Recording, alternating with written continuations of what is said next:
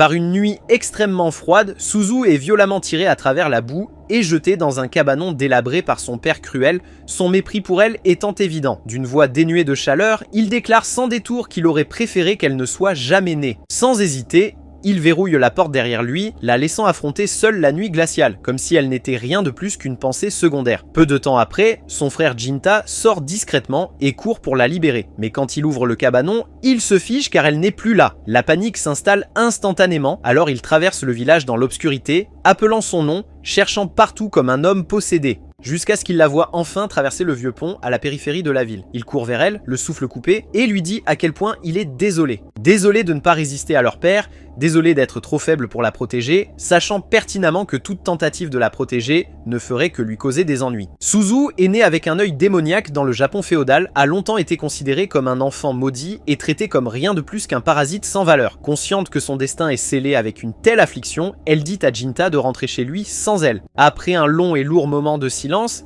Jinta, submergé par l'amour pour sa sœur, déclare qu'il l'aime plus que le reste de leur famille. Il prend sa main et la supplie de s'enfuir avec lui. Ils partent ensemble sans savoir où ils vont, juste en laissant le village derrière eux. La pluie tombe plus fort et le froid mord profondément leur peau. Finalement, Jinta trouve un vieux bâtiment en ruine et ils rampent à l'intérieur, trempés et tremblants, alors ils se blottissent ensemble pour se réchauffer. Suzu s'évanouit la première et alors que Jinta est sur le point de faire de même, il remarque un homme s'approcher et l'entend dire quelque chose à propos de prendre le nen. La prochaine chose que Jinta sait, c'est qu'il se réveille sur le dos de l'homme, encore à moitié endormi. Suzu marche silencieusement à côté de lui, tenant la main de l'homme. Soulagé de voir Jinta éveillé, l'homme le dépose et il continue jusqu'à atteindre son village appelé Kadono, une communauté principalement composée de forgerons renommés pour forger des katanas, tous durs à travail. L'homme escorte ensuite Jinta et Suzu chez lui et dès que la porte s'ouvre, sa fille se précipite pour l'accueillir. Excitée mais curieuse à propos des deux enfants qui le suivent,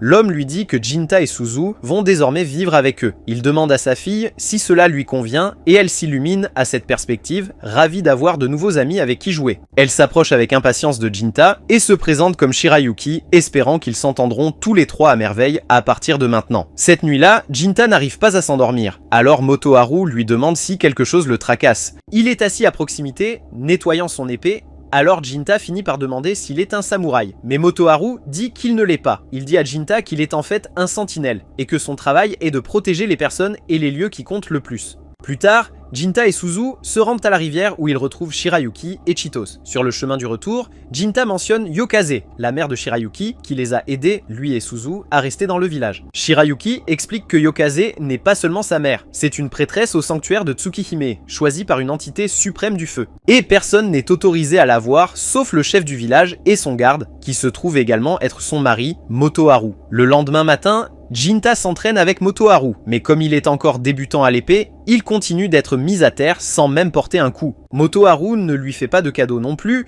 mais lui dit que s'il continue à s'entraîner, il y arrivera un jour. Des années passent, et Jinta finit par devenir le nouveau gardien de la prêtresse du sanctuaire. Maintenant, il est assis dans une réunion avec les responsables du village et la jeune fille elle-même. Elle reste cachée derrière un rideau comme d'habitude, et une fois la réunion commencée, elle commence par féliciter Jinta pour la façon dont il a bien géré les récentes menaces de démons. Jinta reste modeste et dit qu'il ne fait que son travail. Le dernier démon qu'il a combattu avait pris une forme humaine et avait essayé de s'introduire dans le village. Un des officiels commence à paraître mal à l'aise après avoir entendu cela, et les autres demandent à Jinta s'il sait pourquoi un démon ferait une chose pareille. Quelqu'un suggère que le démon pourrait avoir visé la prêtresse du sanctuaire, puisqu'il y a une légende qui dit que si un démon mange le foie d'une prêtresse, il devient immortel. Mais cela pourrait aussi être à cause de l'épée Yurei. Cette lame a été transmise par les prêtresses du sanctuaire depuis des générations, et c'est un artefact majeur, donc il serait logique que les démons la convoitent également. L'un d'eux ajoute que le Yurei a été forgé par l'un des forgerons les plus habiles de l'histoire enregistrée. Et il est dit que des pouvoirs mystiques y sont scellés à l'intérieur. Si les démons sont vraiment après cela, alors les choses pourraient devenir vraiment mauvaises pour le village. Donc le chef dit à tout le monde de rester vigilant. Mais Kiyomasa ne semble pas du tout inquiet. Il dit qu'il n'y a rien à craindre puisque lui et Jinta gardent la jeune fille. Mais ensuite, il lance un jab et dit qu'il ne pense pas que Jinta soit fait pour le travail. C'est suffisant pour énerver Jinta et les deux ont l'air sur le point de se disputer. Mais avant que ça n'aille trop loin, le chef intervient avec la prêtresse et leur dit de se taire. La réunion se termine et tout le monde commence à quitter le sanctuaire. Tout le monde sauf Jinta, car son travail est de rester et de protéger la prêtresse du sanctuaire. Une fois qu'ils sont seuls, la prêtresse sort enfin de sa chambre et il s'avère que c'est Shirayuki. Jinta la questionne immédiatement, demandant ce qu'elle fait à se montrer ainsi. Elle est censée garder ça pour elle. Caché, mais Shirayuki n'y prête pas attention car elle et Jinta se connaissent depuis toujours et elle ne voit pas l'intérêt de faire semblant d'être formelle avec lui. Elle mentionne en passant que Suzu est là aussi, ce qui surprend Jinta. Le sanctuaire est censé être interdit aux étrangers, surtout aux villageois ordinaires comme Suzu, donc techniquement, elle n'est pas censée être là du tout. Quand il trouve Suzu endormie à proximité, elle a exactement la même apparence qu'il y a des années, comme si le temps ne l'avait pas touchée. Elle saute de joie dès qu'elle voit Jinta et s'illumine, heureuse de revoir enfin son grand frère. Il a été tellement occupé à chasser les démons qu'elle n'a presque plus l'occasion de passer du temps avec lui. Mais même si Jinta est content de la voir aussi, il ne se retient pas et la gronde pour s'être faufilée dans le sanctuaire. Elle essaie de se défendre, disant que ce n'est pas juste que Jinta puisse voir Shirayuki quand il le veut, mais pas elle. Cependant, les règles sont les règles, et Jinta lui dit directement de rentrer chez elle. Après le départ de Suzu, le chef du village réapparaît, disant qu'il a besoin de parler à Shirayuki de quelque chose important. Il demande à Jinta de leur donner un peu d'espace, mais Jinta refuse au début. Il est son protecteur et il est censé rester proche quoi qu'il arrive. Mais Shirayuki intervient et lui dit de prendre le reste de la journée. Après une courte pause, il cède et s'en va. Pendant ce temps, au-delà des murs du village, 2 démons traquent Suzu. Son œil démoniaque a attiré leur attention et ils ont fait d'elle leur prochaine cible. Plus tard dans la soirée, Shirayuki s'échappe du sanctuaire et retrouve Jinta car elle a quelque chose de sérieux à lui confier. Plus tôt, lors de sa conversation avec le chef, il lui a dit qu'elle devait commencer à se préparer à avoir un héritier au cas où quelque chose lui arriverait. Avec les récentes attaques de démons, ce n'est pas si farfelu. Si elle meurt, quelqu'un doit prendre sa place. Alors la décision a été prise et elle va épouser Kiyomasa. C'est le fils du chef et il est censé reprendre le village un jour de toute façon. Jinta se sent troublée par la nouvelle et Shirayuki aussi est loin d'être satisfaite. Dans un moment d'honnêteté vulnérable, elle avoue qu'elle est amoureuse de Jinta et avait même prévu de lui demander de s'enfuir ensemble pour commencer une nouvelle vie. Cependant, elle sait qu'ils ne seraient jamais d'accord car Jinta a juré de protéger ce village, consacrant des années à un entraînement rigoureux pour devenir assez fort pour le défendre. Shirayuki a également prêté un serment solennel lorsqu'elle est devenue prêtresse, donc partir maintenant serait une insulte à tout ce qu'elles ont sacrifié et construit. Le temps passe et Jinta se retrouve convoquée à une autre réunion. Cette fois, c'est pour signaler une apparition de démons dans la forêt. Sans hésitation, il est chargé de l'abattre et il se prépare à partir immédiatement. Mais juste avant qu'il ne puisse partir, Kiyomasa intervient et bloque son chemin. Il aborde l'évidence. Sûrement Jinta a entendu maintenant que Shirayuki va l'épouser, alors il ne comprend pas pourquoi le satané Jinta agit comme si ça ne le dérangeait pas. Jinta garde un visage impassible et lui dit qu'il n'y a rien à se soucier car tout ce qui compte pour lui est de garder le village en sécurité et de protéger la prêtresse et c'est tout. En fait, le plus fou, c'est que Kiyomasa n'essaie même pas de se vanter car il sait exactement à quoi cela ressemble. Il sait que Jinta et Shirayuki s'aiment et même s'il est celui qui va l'épouser, rien ne semble juste. Ça a l'air juste foireux. Mais Jinta ne bronche pas car il a déjà fait son choix et sans un mot de plus, il se retourne et quitte le village pour accomplir sa mission. Au fond de la forêt, il ne faut pas longtemps avant que le démon se montre. C'est une grosse brute et elle vient vers lui rapidement. Mais avant que les choses ne commencent, Jinta demande si elle travaille seule, car le rapport disait qu'il devait y en avoir 2. Le démon, Duga, sourit et dit que son partenaire avait autre chose à faire au village. Ce n'est pas bon, mais Jinta n'a pas d'autre choix que de s'occuper de celui-ci en premier. Il se lance et donne un coup brutal tranchant directement à travers l'un des bras du démon. Mais au lieu de crier de douleur, Duga recule simplement et rit. Il ramasse le membre coupé comme si de rien n'était et dit à Jinta qu'il est impressionné car peu de gens peuvent réussir un coup comme ça. Pendant ce temps, au village, Suzu se retrouve face au deuxième démon, Tumi. Elle se fiche sur place, absolument terrifiée, mais Tumi sourit juste et lui dit qu'il n'y a pas besoin d'avoir peur, car après tout, Suzu est aussi un démon, tout comme elle. Suzu le nie tout de suite et refuse d'y croire, mais Tumi voit clair en elle. Elle comprend rapidement que l'amour inébranlable de Suzu pour Jinta doit l'empêcher de pleinement embrasser sa nature démoniaque. Une idée qu'elle trouve à la fois ironique et oppressante, car cela implique que Jinta a inondé Suzu de tant d'affection que cela freine sa transformation. Suzu aime Jinta plus que tout, alors entendre Tumi dire cela la calme. Elle commence à se détendre un peu, et maintenant qu'elle n'a plus si peur, Tumi lui fait une offre. Elle demande à Suzu de la rejoindre, d'utiliser son pouvoir et d'aider. Elle promet qu'elle ne lui fera pas de mal. Et comme tout le monde sait que les démons ne peuvent pas mentir, elle dit que Suzu peut lui faire confiance. Mais Suzu secoue la tête parce qu'elle sait que même si Tumi est sincère, L'aider pourrait faire en sorte que Jinta soit blessée, et c'est un risque qu'elle ne peut pas prendre. Tumi fronce les sourcils, mais elle n'abandonne pas. Au lieu de cela, elle change de tactique et montre à Suzu une vision. Dans cette vision, Suzu voit Shirayuki se déshabiller et se préparer à accomplir l'acte sauvage dans le sanctuaire, et cette vision dégoûte Suzu, non pas à cause de ce qu'elle fait, mais parce que ce n'est pas Jinta qui le fait avec elle, et c'est ce qui la blesse vraiment. Elle se tourne vers Tumi, ébranlée, et demande si la vision qu'elle a vue était réelle. Tumi explique que son pouvoir lui permet de voir l'avenir, et elle peut projeter ses visions dans l'esprit de quelqu'un d'autre. C'est exactement ce que Suzu vient de vivre. Mais si elle ne le croit toujours pas, Tumi dit qu'elle est plus que prête à l'emmener au sanctuaire tout de suite pour qu'elle puisse voir tout le spectacle en direct de ses propres yeux. Pendant ce temps, dans les bois, Jinta est toujours en plein combat avec Duga. Mais avant qu'ils ne s'affrontent à nouveau, il s'arrête et demande pourquoi les démons attaquent les humains. Alors Duga répond simplement que chaque démon a un but, et son but est de retarder Jinta. Doté du pouvoir d'assimilation, Duga peut consommer d'autres démons pour acquérir leurs capacités et même remodeler son propre corps à volonté. Jinta n'a pas le temps de s'asseoir et de discuter, il se lance donc en avant, déterminé à mettre fin au combat en un seul coup. Mais dès qu'il avance, Duga lui broie proprement le bras, et lorsque Jinta essaie de contre-attaquer en visant le coup, Duga mord la lame et la brise en un. Snap, cela aurait dû être fini, et Jinta aurait dû mourir là, mais à la dernière seconde, Jinta attrape un éclat de l'épée brisée, et avec toute la force qui lui reste, il l'enfonce directement dans le cœur de Duga. Dans un retournement de situation surprenant, Duga accepte sa défaite avec une sorte de satisfaction sombre, et il révèle que son partenaire démon possède prévoir ayant vu 170 ans dans le futur. Et selon sa vision, le démon le plus puissant de tous les temps réside ici. Une révélation qui fait soupçonner à Jinta qu'elle parle de Suzu. Mais avant qu'il ne puisse bouger, Duga dit qu'il a un dernier cadeau d'adieu pour lui. Soudainement, son bras sectionné prend vie, attrape la tête de Jinta et la serre fort jusqu'à ce qu'il perde connaissance. De retour au sanctuaire, Kiyomasa est déjà sur Shirayuki.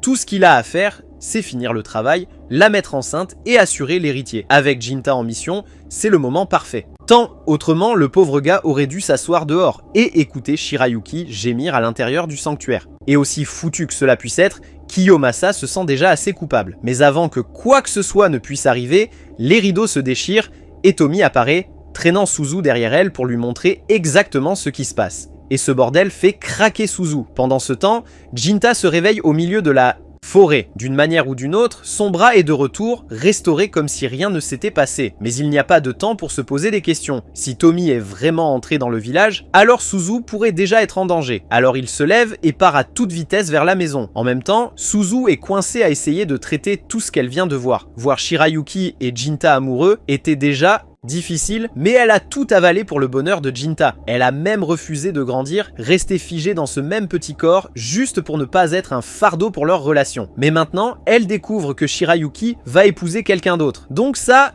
était-ce? C'était la dernière fissure avant que tout ne s'effondre. Et son esprit se brise car elle ne pouvait pas croire que Shirayuki se débarrasserait de Jinta de cette manière. Puis, avec quelques mots tordus de Tomi, Suzu perd complètement son sang-froid et décide que Shirayuki doit mourir. Son pouvoir démoniaque éclate comme un feu de forêt et toute la pièce se remplit de fumée noire, tandis que son corps commence à changer, mûrissant en sa forme adulte en quelques secondes. Kiyomasa s'empare de l'épée légendaire et fonce sur elle. Mais avant même qu'il ne puisse balancer, Tomi intervient et le met KO. Ensuite, elle le traîne dehors, disant qu'elle a ses propres plans pour lui. Et tout à coup, Shirayuki se retrouve face à face avec Suzu. Peu de temps après, Jinta arrive au sanctuaire, soulagé de constater que Shirayuki est toujours vivante. Il se précipite pour l'embrasser, mais son soulagement se transforme en horreur, car une fraction de seconde plus tard, Suzu tranche la tête de Shirayuki. Stupéfait, Jinta regarde Suzu sortir de l'ombre, tenant la tête tranchée dans sa main comme si c'était rien. Lorsqu'il exige de savoir pourquoi elle l'a fait, Suzu se lance dans son explication à propos du mariage,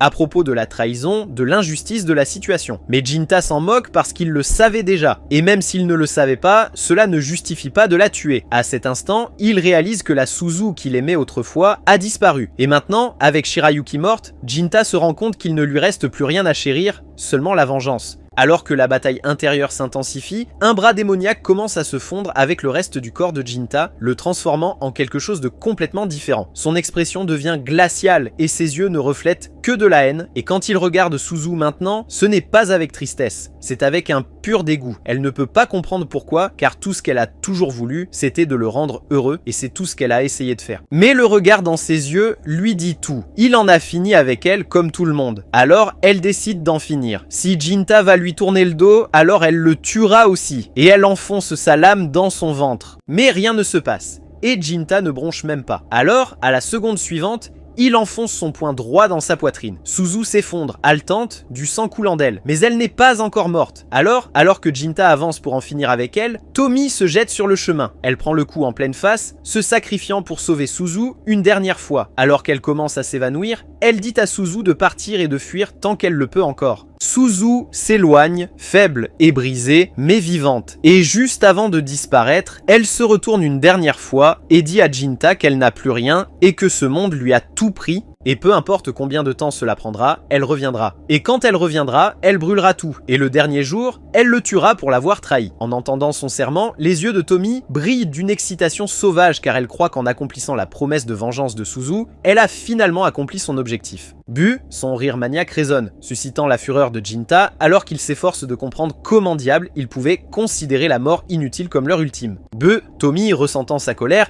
révèle calmement que dans le lointain futur qu'elle a vu, les démons n'existent plus. Les humains avaient tellement évolué que les démons ont disparu, mythe. Mais maintenant, avec quelqu'un comme Suzu vivant et pleinement éveillé, la lignée ne s'arrêtera pas. Et elle sourit une dernière fois et disparaît pour de bon. Plus tard, une tragédie frappe Kadono lorsqu'un énorme incendie dévaste la terre et les maisons. Parmi les ruines, Jinta tient dans ses bras le corps sans vie de la princesse, rongé par la culpabilité de ne pas avoir pu la protéger, et il lui avoue passionnément son amour. Le lendemain matin, tandis que les villageois commencent à reconstruire à partir des cendres, Jinta se prépare à partir. C'est alors que le chef du village le salue chaleureusement et apprend ses projets de s'aventurer et de défendre l'humanité contre la menace imminente d'un seigneur démon, que certains craignent qu'il ne soit même Suzu. Le vieil homme, avec tristesse dans les yeux, se demande si Jinta peut vraiment se résoudre à tuer sa propre sœur.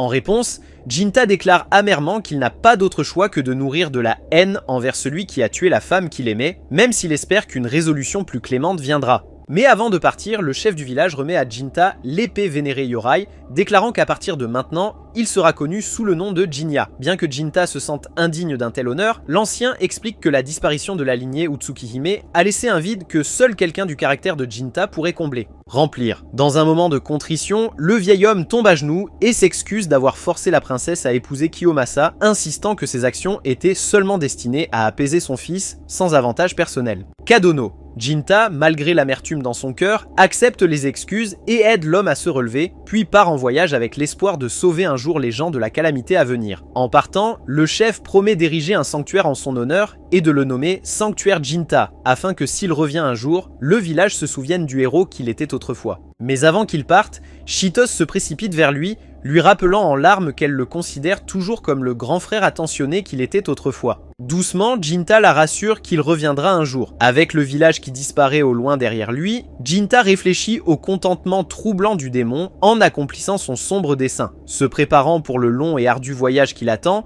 il marche en avant. Après de nombreuses années de voyage, il arrive enfin à un temple éloigné, où il rencontre une jeune fille qu'il croit être le Mako du temple. Dans les années 1850, Jinta, maintenant connu sous le nom de Jinya, avait acquis une solide réputation de tueur de démons. Un jour, il est convoqué par un homme riche pour ce qui semble être une mission importante. L'homme présente Jinya à son assistant, Zenji, et lui dit que s'il a besoin de plus d'informations, Zenji est la personne à qui demander. Ensuite, l'homme sort, laissant les deux seuls. Zenji salue Jinya poliment et lui demande ce qu'on lui a déjà dit. Jinya dit que l'homme lui a déjà donné un aperçu de sa précieuse fille, Natsu, et de son inquiétude à propos d'un démon qui rôde récemment. Mais apparemment, il y a un peu plus que cela. Le véritable rôle de Jinya sera de servir de garde personnelle à Natsu, car depuis qu'elle a eu 13 ans, elle entend une voix inquiétante à l'extérieur de sa chambre la nuit. Le démon continue de dire des choses inquiétantes comme « Rends-moi ma fille ». Et maintenant, elle a peur que ça la kidnappe. Mais avant que Zenji puisse entrer dans les détails, la porte s'est ouverte brusquement et Natsu est entré en trombe, visiblement contrarié et cherchant Zenji. Ses yeux se posent immédiatement sur Jinya et elle suppose que cela doit être le garde du corps dont son père a parlé, mais quand Jinya essaie de se présenter, elle le rabroue vite. Elle ne veut rien avoir à faire avec lui et lui dit de déguerpir, l'accusant d'être un chasseur de démons louches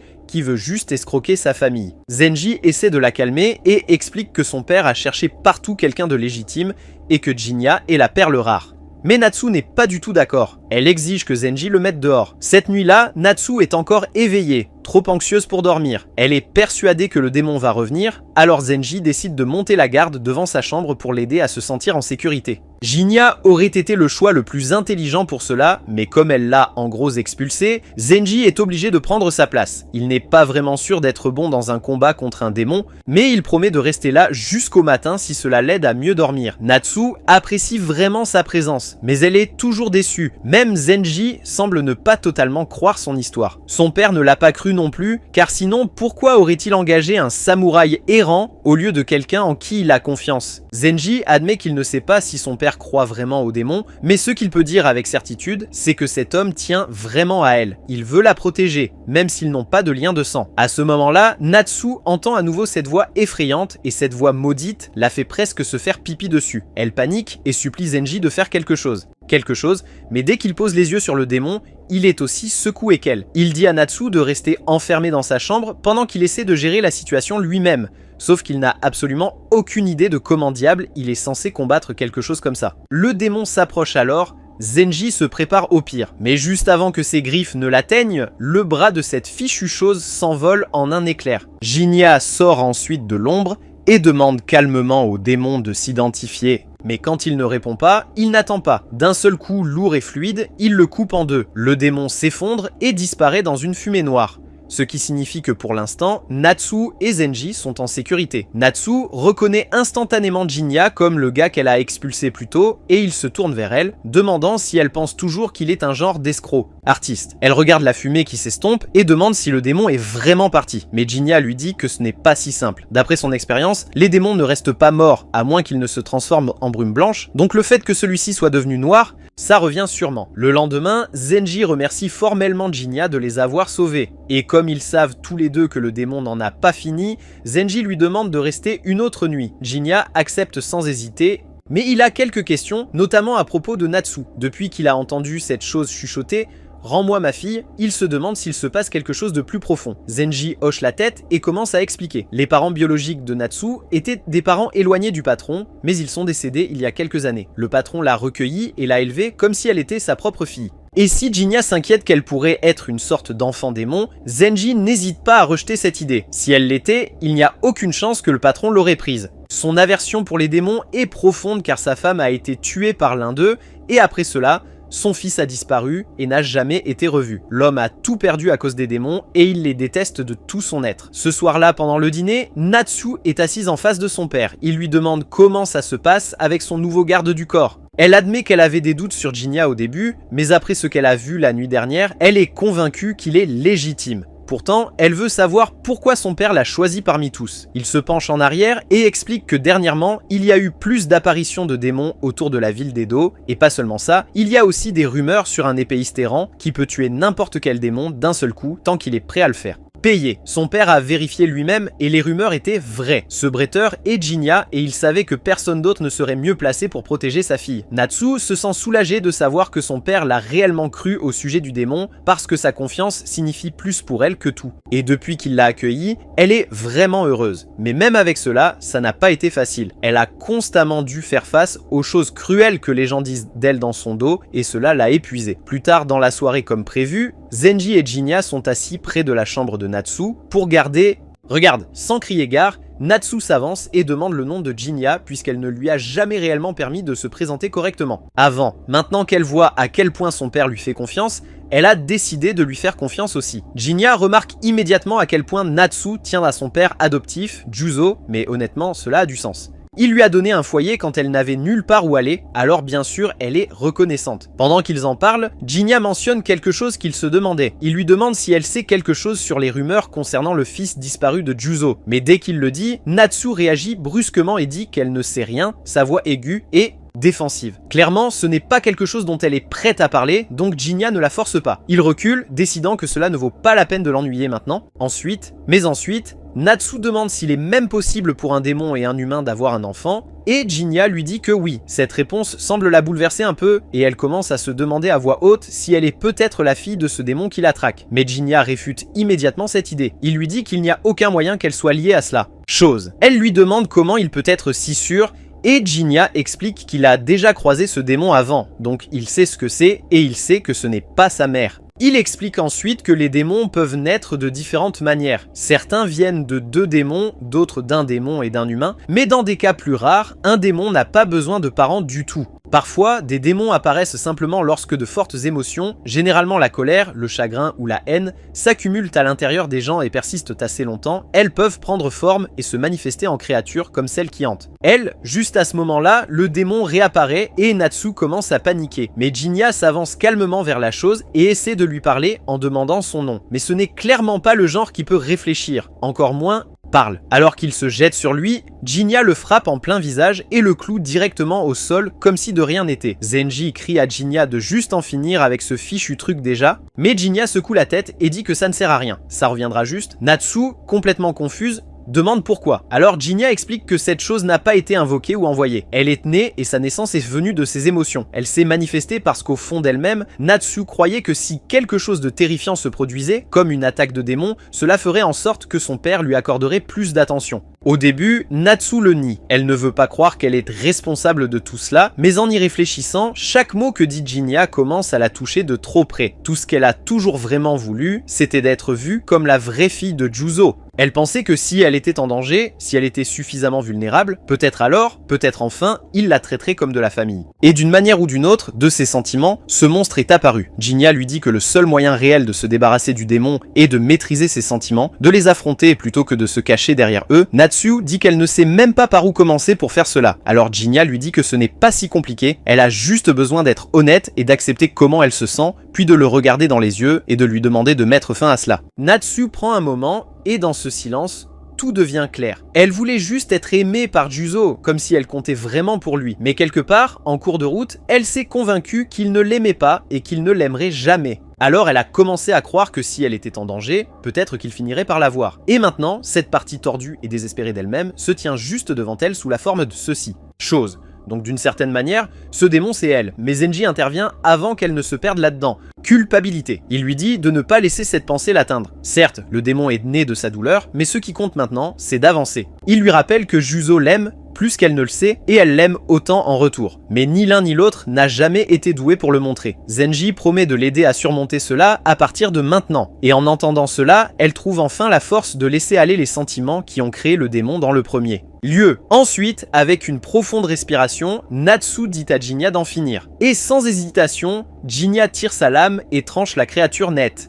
Cette fois, il se transforme en une douce brume blanche, et c'est le signe que Jinya attendait. Et le démon ne viendra pas. Retour. Ou du moins, c'est ce qu'il semble, car plus tard dans la nuit, une fois que Natsu est profondément endormi, quelque chose d'inattendu se produit. La forme du démon commence à réapparaître. Jinya, qui était resté éveillé juste au cas où, n'est pas surpris car il soupçonnait que cela pourrait arriver. Si le démon avait été créé uniquement à partir des émotions de Natsu, il aurait dû disparaître dès qu'elle a lâché prise. Mais il n'a pas fait, ce qui signifie que la douleur de quelqu'un d'autre a dû en faire partie aussi. Et dans cette maison et cette région, la seule autre personne qui ait jamais failli devenir un démon était la défunte épouse de Juzo. Puis, les sentiments de Natsu ne l'alimentant plus, le démon commence à s'effondrer. Et il lutte pour maintenir sa forme. Mais alors qu'il crie encore pour sa fille, il n'appelle pas Natsu, il appelle Suzu. C'est alors que tout clique. Jinya n'est pas juste un samouraï errant, il est le fils perdu de Juzo. Et ce démon, c'est Suzu et la mère de Jinya. Le truc, c'est que Jinya ne se souvient pas vraiment de sa mère quand elle était vivante. Mais même ainsi, voir ce qu'elle est devenue le blesse. Alors la seule chose qu'il peut faire maintenant, c'est la libérer, lui donner la paix qu'elle n'a jamais pu trouver elle-même. Le lendemain matin, Jinya se prépare à partir.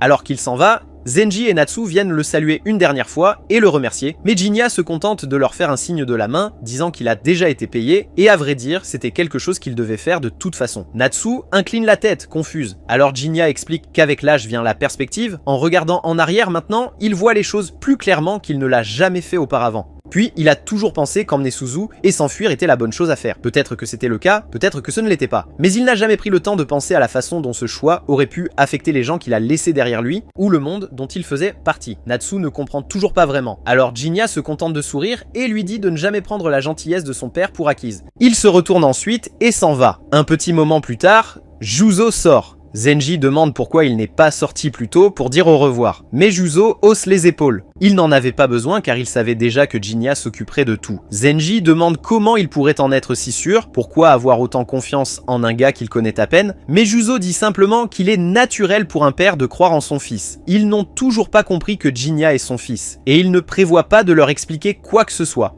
Ensuite, il dit à Zenji d'arrêter de traîner et de retourner travailler avant qu'il ne finisse rétrogradé. Ne voulant pas tenter sa chance, Zenji se précipite vers ses tâches, laissant Juzo seul. Juste avant qu'il ne se retourne pour partir, Natsu l'interpelle. Elle demande s'il y a quelque chose qu'elle peut faire pour aider dans la propriété. Il hausse un sourcil et demande pourquoi elle est soudainement offre. Elle dit que Jinnya lui a dit qu'elle devrait essayer de rendre la gentillesse de son père, et cela fait sourire Juzo, ce qui est rare. Cela signifie beaucoup pour lui de savoir que Jinnya le voit toujours comme quelqu'un qui mérite le respect, mais il lui dit doucement qu'elle ne lui doit rien, car la meilleure chose qu'un enfant puisse jamais faire pour un parent est de vivre une vie bonne et heureuse. Il rentre ensuite à l'intérieur, laissant Natsu si heureuse par ses mots, mais elle veut toujours aider, alors elle le suit. L'histoire avance ensuite jusqu'à l'année 1853, où nous trouvons Jinnya assis dans un modeste restaurant de soba, attendant son repas. La fille du propriétaire apporte soigneusement le soba à sa table, et son père regarde avec une fierté tranquille, heureux de voir qu'elle apprend le métier. Le propriétaire du magasin engage une conversation, mentionnant qu'il y a eu des discussions inquiétantes dernièrement, des rumeurs sur un tueur en série hantant les rues. Avec un regard préoccupé vers sa fille, il admet que cela commence à le rendre nerveux. Il soupire et dit qu'il souhaite que l'empereur se ressaisisse déjà, mais Jinnya lui dit rapidement de faire attention à ses paroles. Le propriétaire est d'accord, riant maladroitement. La dernière chose qu'il veut, c'est que son magasin soit incendié à peine 10 jours après son ouverture. Il admet qu'il a en fait obtenu cet endroit à bas prix après l'avoir acheté à l'ancien propriétaire, mais maintenant il se demande pourquoi Jinnya est venu pour des sobas 5 jours de suite, compte tenu de la façon dont l'endroit est toujours vide. Sa fille le prévient qu'il va probablement effrayer le seul client qu'ils ont, mais le propriétaire l'ignore en disant qu'ils ne font que papoter. Il parle. Ensuite, il se tourne vers Jinnya et lui demande quel goût a le soba. Jinnya lui répond franchement « Ce n'est pas mauvais, juste simple ». Le propriétaire rit et admet qu'il n'a pas beaucoup de talent pour la cuisine. Il ne fait que des sobas parce qu'il adore ça. Jinnya ne peut s'empêcher de lui demander pourquoi il a même ouvert un magasin et l'homme dit simplement qu'il avait ses raisons. Après avoir terminé son repas, Jinnya paie l'addition et le propriétaire note nonchalamment qu'il semble bien se porter financièrement pour un ronin. Jinnya hausse les épaules et dit qu'il gagne son argent en tuant des démons. Le propriétaire rit, pensant que Jinnya plaisante, mais Jinnya se dirige juste vers la porte sans un autre mot. Avant qu'il ne puisse partir, le propriétaire l'arrête et mentionne quelque chose d'étrange. Selon les rumeurs, ce soi-disant slasher n'utilise pas un épée. Chaque corps qu'ils ont trouvé jusqu'à présent a été déchiqueté, complètement mutilé. Ce qui est pire, c'est que les chiffres ne correspondent pas. Plus de personnes ont disparu que de corps retrouvés, donc les gens commencent à croire que ce n'est pas un humain qui fait ça, ils disent que ça doit être des démons. Jinnya demande où ces incidents se produisent généralement, et le propriétaire lui dit que les apparitions ont eu lieu autour de la zone des Dobashi. Alors que Jinnya sort, sa fille lui dit de faire attention, mais il répond simplement qu'il n'est pas un enfant. Cette nuit-là, Jinnya se positionne près d'un pont, attendant dans l'ombre que le démon apparaisse. Les heures passent, mais il n'y a aucun signe de quoi que ce soit. Inhabituel. Juste au moment où il s'apprête à partir, un cri de femme résonne dans la nuit et sans hésitation, Jinnya se précipite vers le son. Quand Jinnya arrive sur les lieux, il trouve plusieurs cadavres mutilés éparpillés sur le sol, mais aucun signe du démon. Il regarde autour de lui, confus, car il a certainement entendu un cri de femme, mais il n'y a pas une seule femme en vue. Alors qu'il commence à scruter la zone de plus près, quelque chose d'invisible lui assène un coup, mais Jinnya esquive de justesse à temps. Le démon invisible frappe à nouveau, et cette fois, Jinnya parvient à bloquer le coup. Mais avant qu'il ne puisse riposter, le démon disparaît et réapparaît derrière lui, portant un coup qui le blesse. Agacé maintenant, Jinnya transforme son bras dans son état transformé, soulagé que personne ne soit là pour en être témoin. Le démon charge une fois de plus, mais cette fois, Jinnya contre, brisant sa lame dans le processus. La créature tente de s'échapper, mais Jinnya inflige une profonde entaille avant qu'elle ne puisse fuir et l'appelle le slasher. Entendant ce nom, le démon s'arrête soudainement et devient visible, se révélant. Jinya plisse les yeux et exige un nom, avertissant que s'il n'en obtient pas, le prochain coup sera fatal. Le démon se présente enfin comme Mosuke. Alors Jinya n'hésite pas et s'avance pour l'achever. Mais Mosuke lève les mains et dit qu'il ne veut pas se battre. Jinya s'arrête, perplexe, car s'il ne voulait pas se battre, alors pourquoi attaquer? Mosuke explique qu'il pensait que Jinya était le tueur en série. Il avait entendu les mêmes rumeurs à propos d'un démon derrière les meurtres, alors il a suivi une forte odeur démoniaque et est tombé sur Jinya. Au moment où Jinya l'a appelé le slasher, il s'est rendu compte qu'il avait fait une erreur. Toujours confus, Jinya demande pourquoi un démon traquerait un tueur en premier lieu. Mosuke répond que ce n'est pas l'endroit pour discuter, car quelqu'un pourrait les repérer d'ici, donc ils devraient parler quelque part en privé. Coupé à eux deux assis à l'intérieur de la maison de Mosuke, où le démon ressemble maintenant entièrement à un humain. Mosuke explique ensuite qu'à mesure que les démons vieillissent, beaucoup choisissent de vivre des vies tranquilles en se fondant dans la société. Ils ne mentent pas exactement, mais ils cachent la vérité, et Jinya le sait déjà. Mosuke leur verse ensuite de l'alcool bon marché et assure à Jinya qu'il n'est pas empoisonné. Mais Jinya dit que ça n'aurait pas d'importance parce que le poison ne le tuerait de toute façon pas. Alors qu'ils boivent,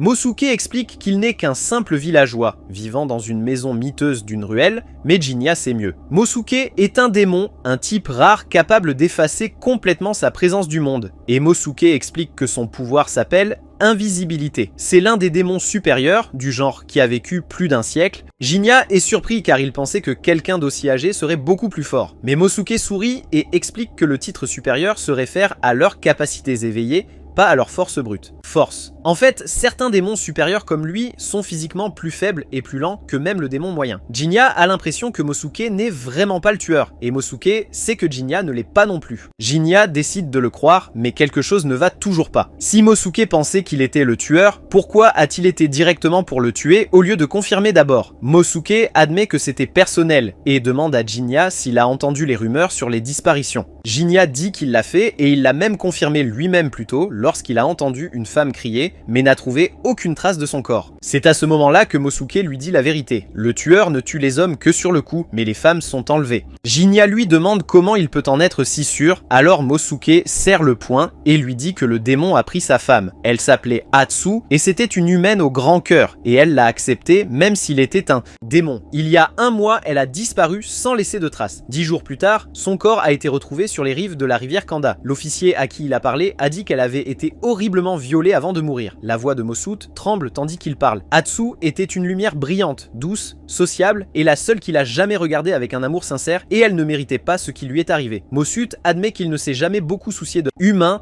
mais il l'aimait de tout son être. Maintenant, tout ce qu'il ressent, c'est de la rage. Une haine pure pour la chose qu'il a prise de lui d'une manière si vile et impardonnable, et il jure qu'il se vengera. Alors il demande à Jinya de s'écarter, de lui amener le meurtrier. Mais Jinya refuse. Alors Mosut demande pourquoi, et Jinya lui dit simplement que c'est son travail de tuer des démons. Mosut comprend, donc dans ce cas, ils le feront ensemble. Mais quand ils trouveront le slasher, il veut être celui qu'il finira. C'est à ce moment-là que Jinya l'arrête et lui demande si c'est vraiment la vengeance qu'il poursuit. Mosut le fixe un instant, puis lui demande s'il doute de lui. Jinya dit « Non, ce n'est pas une question de doute, mais peu importe qui est derrière tout ça, humain ou démon, la vie de quelqu'un va être prise, donc tu dois être sûr d'être prêt à porter ce poids. » Mosut lui dit que les démons ne mentent pas, même pas à eux-mêmes, et cela vaut aussi pour nos sentiments. Et à cela, Jinya convient qu'ils s'en occuperont ensemble. La nuit suivante, nous voyons les deux parcourir la ville, recueillant des informations sur le tueur. Ils interrogent tout le monde qu'ils peuvent, mais n'obtiennent rien. C'est frustrant, et ils ne sont pas exactement ravis de leur manque de progrès, mais ils savent qu'ils devront continuer, en train de pousser. Plus tard, ils sont de retour chez Mosut, partageant du saké. Mosut décide de poser à Jinya une question qui lui trotte dans la tête. Pourquoi chasse-t-il les siens? Jinya dit que c'est principalement pour l'argent et qu'il ne manque pas d'humains qui détestent les démons et qu'ils sont prêts à payer une belle somme pour les voir exterminés. Mosut pense qu'il y a plus que ça, cependant, parce qu'il ne voit pas Jinya comme le genre de gars qui tue sans raison, alors il le presse sur la vraie raison. Jinya se penche en arrière et dit que c'est aussi une question de pouvoir, parce qu'il est en mission pour arrêter un certain démon, et cela surprend Mosut, parce que Jinya a dit qu'il voulait l'arrêter, pas tue-le. Jinya lui dit ensuite qu'il est né humain, mais après avoir vu un démon tuer la femme qu'il aimait, quelque chose s'est brisé en lui et il est devenu ce qu'il est maintenant. C'est pourquoi tuer des démons qui menacent les humains lui semble si naturel. Mosu est stupéfait, car même après tout ce bazar, Jinnya veut encore épargner celui qui a détruit sa vie. Jinnya dit qu'il ne saura pas quoi faire jusqu'au jour où il affrontera enfin ce démon. Jusque-là, il a d'abord besoin de force. Mosut admet que c'est beaucoup à déballer, mais Jinnya dit simplement qu'il est lâche. Ensuite, Jinnya retourne la question. Une fois que Mosut aura obtenu sa revanche, que compte-t-il faire? Mosut se tait un instant, puis dit qu'il n'a jamais voulu tout cela et que la seule raison pour laquelle il a essayé de vivre comme un humain était qu'il déteste la violence et qu'il n'a jamais voulu être chassé par les humains. De plus, il n'a jamais voulu combattre d'autres démons non plus, car tout ce qu'il voulait vraiment, c'était une vie tranquille avec la femme qu'il aime, adorée. Il dit qu'une fois que ce sera terminé, il retournera se cacher. Il s'occupera de la tombe de Hatsu, et ce sera la fin. Jinnya se souvient alors de quelque chose que Mosut a dit à son sujet plus tôt, qu'il n'est pas le genre de personne à faire des choses sans une bonne raison, mais ce n'est pas vrai, car il porte une haine insensée pour sa sœur. Le lendemain, nous voyons Jinnya de retour au magasin de soba habituel, mangeant tranquillement son déjeuner. La fille du propriétaire s'approche et demande avec désinvolture s'il a eu de la chance pour retrouver le tueur. Mais il lui dit que les choses ne vont pas si bien. Le propriétaire grogne ensuite que gagner sa vie est presque impossible de nos jours. Jinnya est d'accord, puis fait un signe de tête vers la fille et dit qu'avec une serveuse mignonne comme Ofue, il devrait être plein à craquer maintenant, mais peut-être que les gens à Edo étaient juste trop occupés pour le remarquer. Alors, le propriétaire sourit, heureux que quelqu'un pense que sa fille est belle. Jinnya dit avec confiance que 8 personnes sur 10 seraient probablement d'accord avec lui, et le propriétaire sourit, lui disant qu'il a bon goût. Mais Ofue intervient rapidement et dit à son père de ne pas s'emballer. Il lui rappelle bruyamment qu'elle n'a jamais eu de relation auparavant, disant que c'est peut-être une bonne opportunité pour elle. Gênée, Ofue le coupe, lui demandant de ne pas mettre Jinnya sur le spot. Elle lui dit de ne pas s'inquiéter car elle quittera le nid lorsque le moment sera venu. Mais pour l'instant, elle veut juste un peu plus de temps pour être sa fille. Son père se calme, comprenant ce qu'elle veut dire. Elle se tourne alors vers Jinnya avec un sourire désolé et dit « Désolé pour tout ça ». Mais cela ne dérange pas du tout Jinnya. En fait, il dit qu'elle a de la chance d'avoir un père comme ça. Elle est fière de son vieux père, mais cela lui fait se demander comment était le père de Jinnya. Il explique qu'il a une sœur cadette, mais leur père ne l'a jamais bien traitée, disant qu'elle n'appartenait pas à la famille et la battait pour des choses qu'elle ne pouvait pas contrôler. C'est pourquoi Jinnya l'a emmené et a fui la maison, mais c'était il y a longtemps. Elle lui demande doucement s'il déteste son père pour ça, mais Jinnya dit non, et maintenant il comprend pourquoi son père a agi de cette façon. Cela ne le rend pas juste, mais il comprend. Plus tard dans la nuit, Jinnya est de nouveau en patrouille avec Mosut, cherchant des indices sur le tueur, mais la piste est froide et rien jusqu'à présent. Mosut mentionne qu'il n'y a pas eu de nouvelles observations récemment, donc ça ne sert à rien de se promener à l'aveuglette. À ce moment-là, il remarque une silhouette près d'un arbre, et il s'avère que c'est Ofue. Jinnya lui dit qu'elle est la fille du magasin de soba qu'il visite toujours, et Mosut note tranquillement qu'il n'est pas sûr pour elle d'être dehors aussi tard, alors Jinnya hoche la tête et commence à marcher vers elle. Elle lève alors les yeux et lui demande ce qu'il faisait là tout seul, mais Jinnya remarque ensuite que Mosut est déjà redevenu invisible et lui dit discrètement de l'escorter par précaution, car si le tueur rôde toujours, ce serait mauvais si elle le rencontrait seule. Jinnya demande ensuite à Ofue ce qu'elle fait ici à cette heure, elle sourit et dit qu'elle était juste sortie admirer les cerisiers en fleurs. Mais Jinnya fait remarquer que ce ne sont pas des fleurs de cerisier, ce sont des saules. Elle rit un peu et le corrige doucement en disant que ceci s'appelle des saules neigeux. Techniquement, ce ne sont pas de vrais saules, et ce ne sont pas tout à fait des fleurs de cerisier non plus. Ils ressemblent aux saules par leur pendaison, mais appartiennent à la même famille que les cerisiers. Donc en gros, ce n'est pas une fleur de cerisier et ce n'est pas un saule. C'est un peu des deux, et pourtant, ni l'un ni l'autre. Jinnya le regarde un moment et dit que c'est une plante pitoyable. Mais Ofue n'est pas d'accord et trouve qu'elle est belle. Même si elle ne rentre pas parfaitement dans l'une ou l'autre catégorie, elle fleurit toujours de belles fleurs chaque année. Elle ne sait pas exactement ce que ressent la plante, mais si elle était vraiment triste et vide, elle ne continuerait pas à fleurir comme elle le fait. Donc non, elle n'a pas besoin de sa pitié parce qu'elle continuera à fleurir chaque printemps, peu importe comment les gens l'appellent, et c'est juste comme ça qu'elle vit. Jinny regarda de nouveau la fleur et réalisa qu'elle avait raison, que c'était vraiment son mode de vie. Il lui dit alors qu'il devrait rentrer, car son père doit probablement être très inquiet maintenant, et elle, hochement de tête. Alors qu'Ofue et Jinny se promenaient jusqu'à chez elle, Ofue mentionna qu'il avait sérieusement besoin de se détendre plus souvent. Il leva un sourcil, se demandant s'il avait vraiment l'air si tendu, et elle répliqua que oui, il avait totalement cette énergie sombre et réfléchie, toujours à se pousser au-delà des limites. Il ne put le nier et il admit qu'elle avait peut-être raison. Toute sa vie tournait autour d'une seule foutue chose, le but pour lequel il est né. Elle n'a aucune idée de quoi il s'agit, mais elle lui dit qu'il devrait se détendre de temps en temps. La vie doit être ennuyeuse s'il ne fait que poursuivre un objectif sans arrêt. Pourtant, dans sa tête, c'est tout ce qu'il a, et il lui dit franchement qu'il ne peut pas suivre son conseil, même s'il le voulait. Une seconde plus tard, elle remarque des fleurs le long du chemin et s'arrête pour les admirer, en indiquant qu'il s'agit de jonquillas d'hiver. Elle explique que ces fleurs commencent à bourgeonner à l'automne et endurent l'hiver pour finalement éclore au printemps, ce qui signifie que leur floraison annonce officiellement l'arrivée du printemps. Elle pointe ensuite à un autre parterre, et quand elle essaie de lui dire de quel type il s'agit, il lui dit que c'est du mouron des oiseaux. Il mentionne que faire bouillir des tiges de mouron blanc est un excellent remède pour l'estomac. Dans son village, c'était un remède incontournable, surtout pour une amie d'enfance qui aimait tellement les sucreries qu'elle avait toujours des maux d'estomac. Ofu rit en disant que cette fille a l'air amusante, et il admet qu'il dansait toujours à son rythme. En entendant cela, Ofu commence à penser qu'il y a plus dans son histoire qu'il ne le laisse entendre. Il aime les soba, il s'arrête pour admirer les fleurs, il conserve de chaleureux souvenirs du passé. Clairement, il est plus que quelqu'un poursuivant un but. Elle lui dit doucement qu'être si concentré sur un seul objectif l'aveugle au reste du monde. Elle lui demande de ralentir de temps en temps. Prend un moment pour vivre le moment présent. S'il le fait, elle est sûre qu'il verra des choses qu'il n'a jamais remarquées auparavant. Peu après, ils arrivent chez elle et remarquent que les lumières sont toujours allumées. Ginny se rend compte que son père a dû rester éveillé pour attendre. Elle lui remercie ensuite de l'avoir raccompagnée à la maison, et alors qu'elle se retourne pour partir, il lui demande si elle lui apprendra plus sur les fleurs un jour, mais cette fois de préférence pendant que le soleil est encore sorti. Elle sourit et accepte, puis rentre à l'intérieur. C'est à ce moment-là que Mosuke désactive son invisibilité et remarque qu'Ofu semble être une bonne femme. Jinya sursaute presque. Complètement choqué que Mosuke l'ait suivi tout ce temps, Mosuke évite la question et s'éloigne, disant qu'il part à la recherche du meurtrier. Et encore une fois, la nuit se termine avec Jinya qui campe sur le pont, attendant en silence que le tueur se montre. Un homme ivre passe alors devant Jinya, et à ce moment-là, le tueur surgit de nulle part et l'attaque. La femme derrière eux tombe à genoux sous le choc, et c'est à ce moment-là que Jinya voit enfin le tueur pour la première fois. Il attaque, il se jette sur lui, mais il bloque le coup, et la fille, toujours incrédule, commence à paniquer. Jinya lui conseille de rester sur place si elle veut rester en vie, puis il déplace le combat pour l'éloigner d'elle afin de la protéger. Mais le tueur voit une ouverture et essaie de revenir en arrière pour s'en prendre à la fille. Avant qu'il ne puisse s'approcher, Mosuke intervient et la met en sécurité tandis que Jinya suit avec une contre-attaque. Réalisant qu'il est complètement dépassé, l'assaillant décide de s'enfuir et s'élance dans les airs pour s'échapper. Une fois parti, Jinya s'excuse auprès de Mosuke de l'avoir laissé filer, mais Mosuke minimise l'incident disant que c'était plus dur qu'il ne le pensait.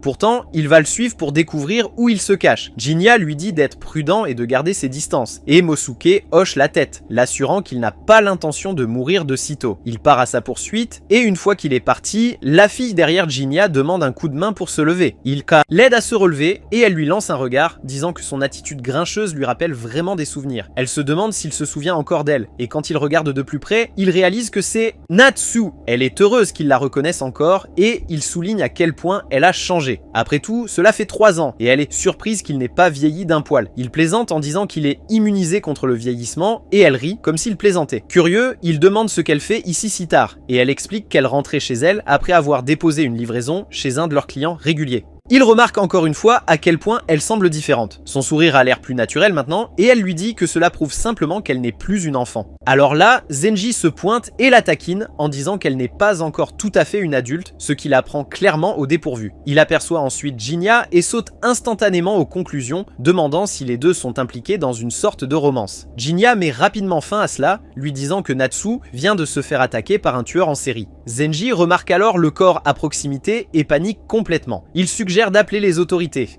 Mais Natsu dit que cela ne servira à rien car c'était l'œuvre d'un démon. Jinya le confirme, disant que c'est le même démon qu'il poursuit depuis un moment et que Natsu a été pris dans le feu croisé. Alors Zenji plaisante en disant que Jinya a vraiment l'habitude de s'entourer de démons et Natsu se tourne pour demander comment il gagne sa vie ces jours-ci.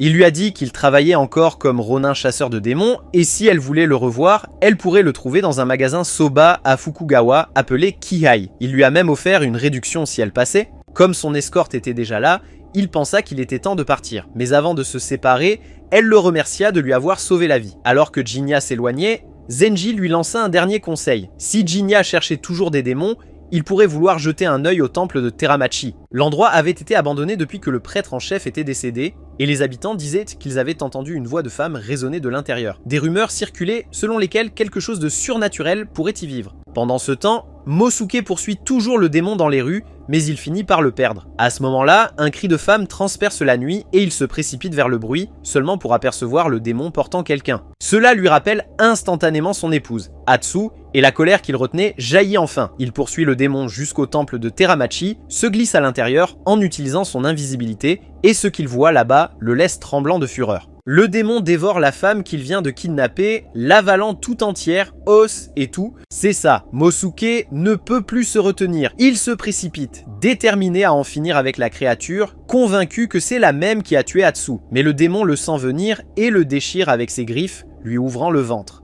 Puis il retourne calmement à son repas, mâchant à travers la tête de la femme tandis que Mosuke gîte sur le sol, saignant et se demandant si c'est ainsi qu'il va mourir, pathétique et vide, sans même obtenir sa vengeance. Finalement, le démon s'en va et peu de temps après, Jinya arrive. Il aperçoit Mosuke à peine conscient et s'agenouille à côté de lui. Mosuke esquisse un faible sourire, plaisantant qu'il s'est vraiment mis dans un état pas possible. Jinya demande s'il a trouvé le démon et Mosuke le confirme, disant qu'il était ici, dévorant les femmes vivantes. C'est le même monstre qui a pris sa femme. Jinya est stupéfait d'entendre cela, surtout en ce qui concerne la dévoration. Parti. Ensuite, Mosuke fait une dernière demande. Il demande à Jinya de le venger et lui remet une épée forgée à Kadono en disant qu'elle tranchera n'importe quel démon comme du beurre. Jinya promet de faire exactement cela, mais en retour, il demande à Mosuke de lui prêter son pouvoir. Mosuke est soulagé et reconnaissant, même s'il peut encore aider Jinya une dernière fois, même si c'est avec son dernier souffle. Jinya absorbe alors le pouvoir de Mosuke et ce faisant, il entrevoit son âme. Il voit que Mosuke avait passé la plupart de sa vie à fuir les démons, regardant constamment par-dessus son épaule. Mais quand il s'est finalement installé dans cette ville,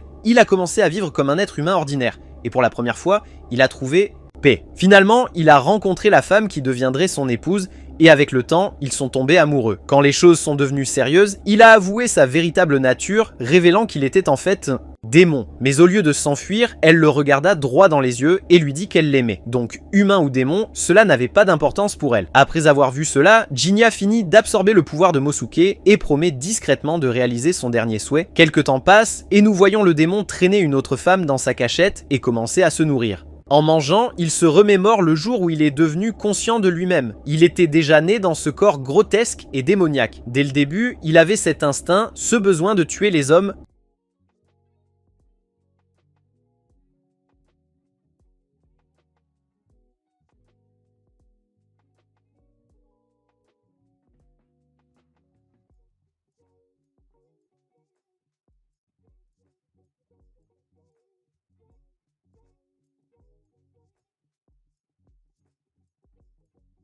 De retour dans le présent, le démon continue sa frénésie alimentaire lorsque soudain Jinya apparaît. Il est surpris que la créature soit revenue ici après que sa tanière ait été exposée. Sans hésitation, il attaque en utilisant l'invisibilité, coupant l'une de ses mains d'un coup net. Le démon riposte, mais Jinya esquive chaque coup, restant juste hors de portée. Il fonce à travers le temple, essayant de passer à l'offensive, et Jinya admet que son pouvoir est un peu pénible à gérer. Mais cette fois, il est armé de Mosuke. Puissance. Il esquive chaque coup à nouveau, puis fait tomber son invisibilité et laisse l'aura démoniaque dans son bras. Éclat. Ensuite, il dit au démon qu'il va le détruire en utilisant le don que Mosuke lui a confié. Jinya fonce alors, disparaissant à la dernière seconde, et d'un seul mouvement rapide, il lui coupe la tête. Le démon s'accroche encore à la vie, haletant de douleur, et Jinya s'approche de lui, exigeant une réponse. Il demande pourquoi il a laissé le corps de la femme de Mosuke intact quand il a dévoré toutes les autres femmes qu'il a capturées. Si c'était vraiment le meurtrier que Mosuke pourchassait, alors pourquoi ne l'a-t-il pas consommé complètement? Le démon commence à pleurer,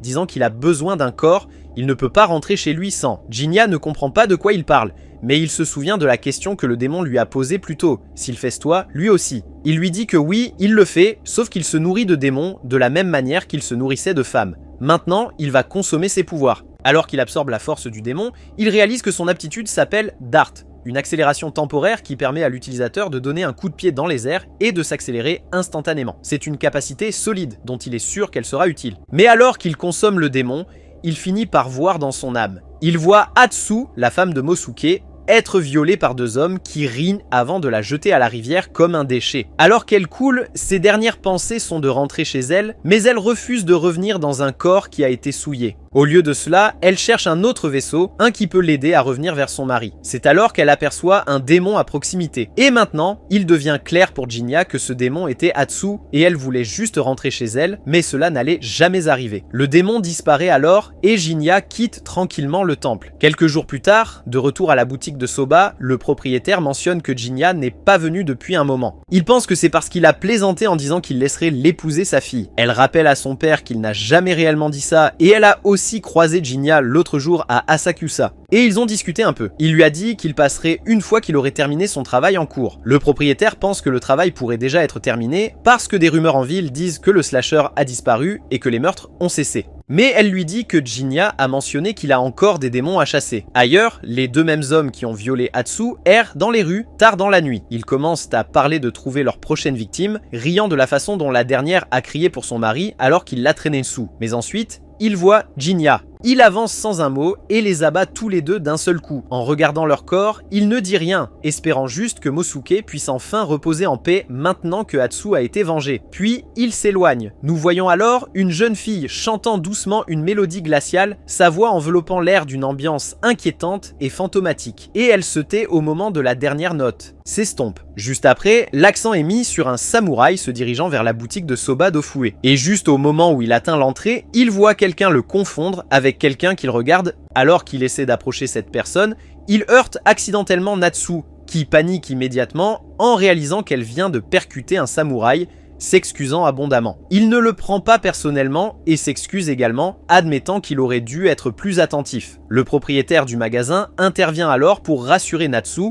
lui disant de ne pas s'inquiéter car cet homme est Natsugu Miura. Il est peut-être un samouraï, mais il est bien connu par ici pour être doux et bienveillant. Le lendemain matin, nous trouvons Natsugu assis de nouveau dans le magasin, regardant silencieusement ses soba. Mais le propriétaire remarque qu'il a l'air troublé. Curieux, le propriétaire lui demande ce qu'il a en tête, et Natsugu admet que quelque chose le dérange. Le propriétaire propose de l'écouter, et Natsugu confie que cela concerne son frère aîné. Le propriétaire est choqué d'entendre cela, car pour autant qu'il sache, Natsugu est l'héritier de la famille Miura, donc il ne devrait même pas y avoir de frère aîné. Mais Natsugu est complètement sûr d'avoir eu un frère aîné et demande à Ofue si elle a déjà entendu parler de lui, révélant que son nom était Tsunaga Miura. Ofue dit qu'elle ne l'a pas fait et Natsugu s'y attendait. Comme personne ne semble se souvenir de son frère, même pas sa propre famille, il a commencé à se poser des questions sur sa santé mentale. Mais le propriétaire essaie de détendre l'atmosphère. Ofue intervient ensuite, disant qu'elle connaît quelqu'un qui pourrait aider, et son père ajoute que le gars est un client régulier. Aussi, et il a tendance à fourrer son nez dans toutes sortes de cas étranges. Natsugu se demande à voix haute si l'homme pourrait être une sorte de devin ou de chaman, ce qui fait éclater de rire Ofue et son père. Ils expliquent qu'il n'est rien de si sophistiqué, juste un ronin qui, pour une raison quelconque, résout des incidents bizarres contre rémunération. Le propriétaire ajoute que bien qu'il puisse paraître intimidant, il est en réalité très gentil avec un certain humour, bizarrerie.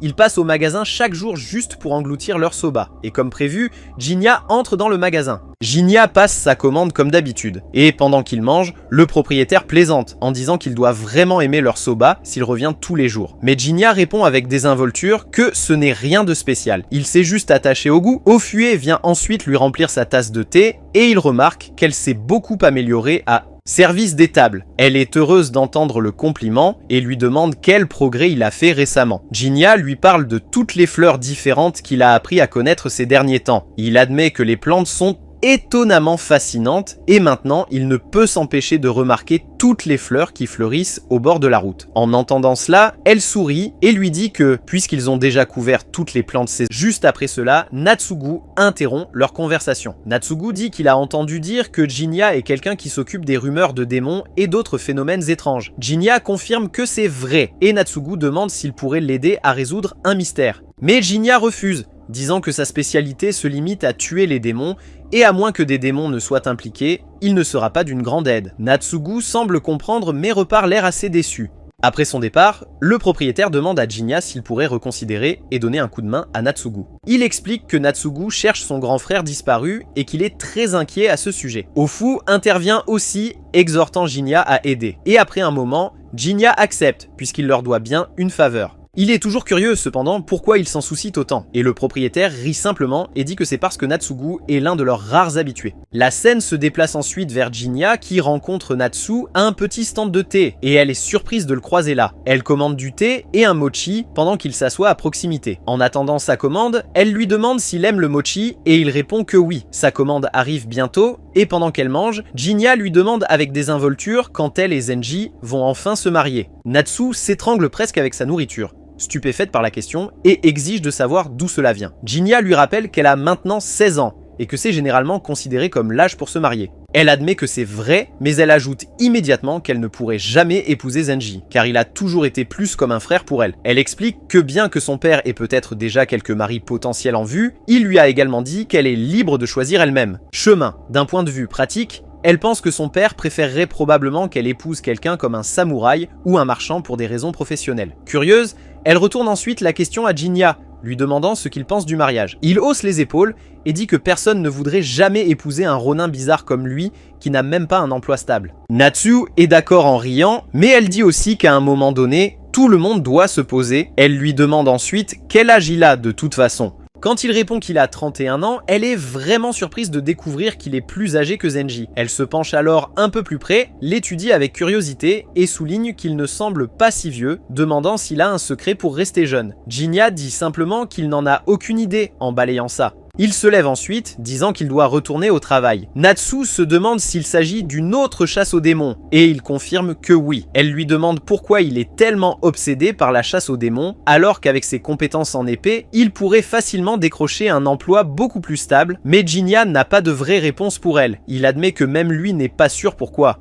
Pourtant, s'il devait lui donner une raison, il dit que c'est simplement le seul chemin qu'il sait parcourir. Natsu sourit, lui disant qu'il a l'air généralement si sec et détaché qu'elle se demande parfois s'il se soucie même de quelque chose. Mais l'entendre s'ouvrir même un peu lui montre qu'au fond, il est juste un gars ordinaire avec des préoccupations comme tout le monde. Elle rit et lui dit d'arrêter de lui parler si formellement à partir de maintenant. Sur ce, elle lui dit au revoir, l'avertissant de ne pas trop broyer du noir, sinon il va finir avec des rides permanentes sur le front. La scène se déplace ensuite chez Natsugu, où il se prépare à partir. Sa mère le voit partir et devine immédiatement qu'il part à la recherche de son frère une fois de plus, et son silence en dit long. Elle lui rappelle une fois de plus qu'il est le seul héritier de la famille Miura, et insiste sur le fait qu'il n'a jamais eu de frère aîné. Frère. Mais Natsugu répond fermement qu'il se souvient clairement de son frère. Elle sait qu'il a erré dans les bidonvilles et les quartiers chauds à la poursuite de chimères. Elle le supplie d'abandonner cette recherche insensée et de commencer à se comporter comme un vrai samouraï qui sert son seigneur avec dignité. Mais Natsugu reste obstiné et dit qu'il remplira ses devoirs, mais seulement après avoir retrouvé son frère. Sur ce, il s'excuse et s'en va, même si elle l'appelle. Alors que Natsu se précipite dans les rues, il se souvient d'une conversation qu'il a eue avec son frère. Son frère a dit que ce n'était pas les maisons ou les terres qui faisaient les gens, c'était les gens qui faisaient les foyers. Son frère croyait aussi à la loyauté et au dévouement, mais refusait de compromettre ses propres croyances par devoir. Ensuite, Natsugu se demande où son frère pourrait être maintenant. À ce moment-là, Jinya apparaît à côté de lui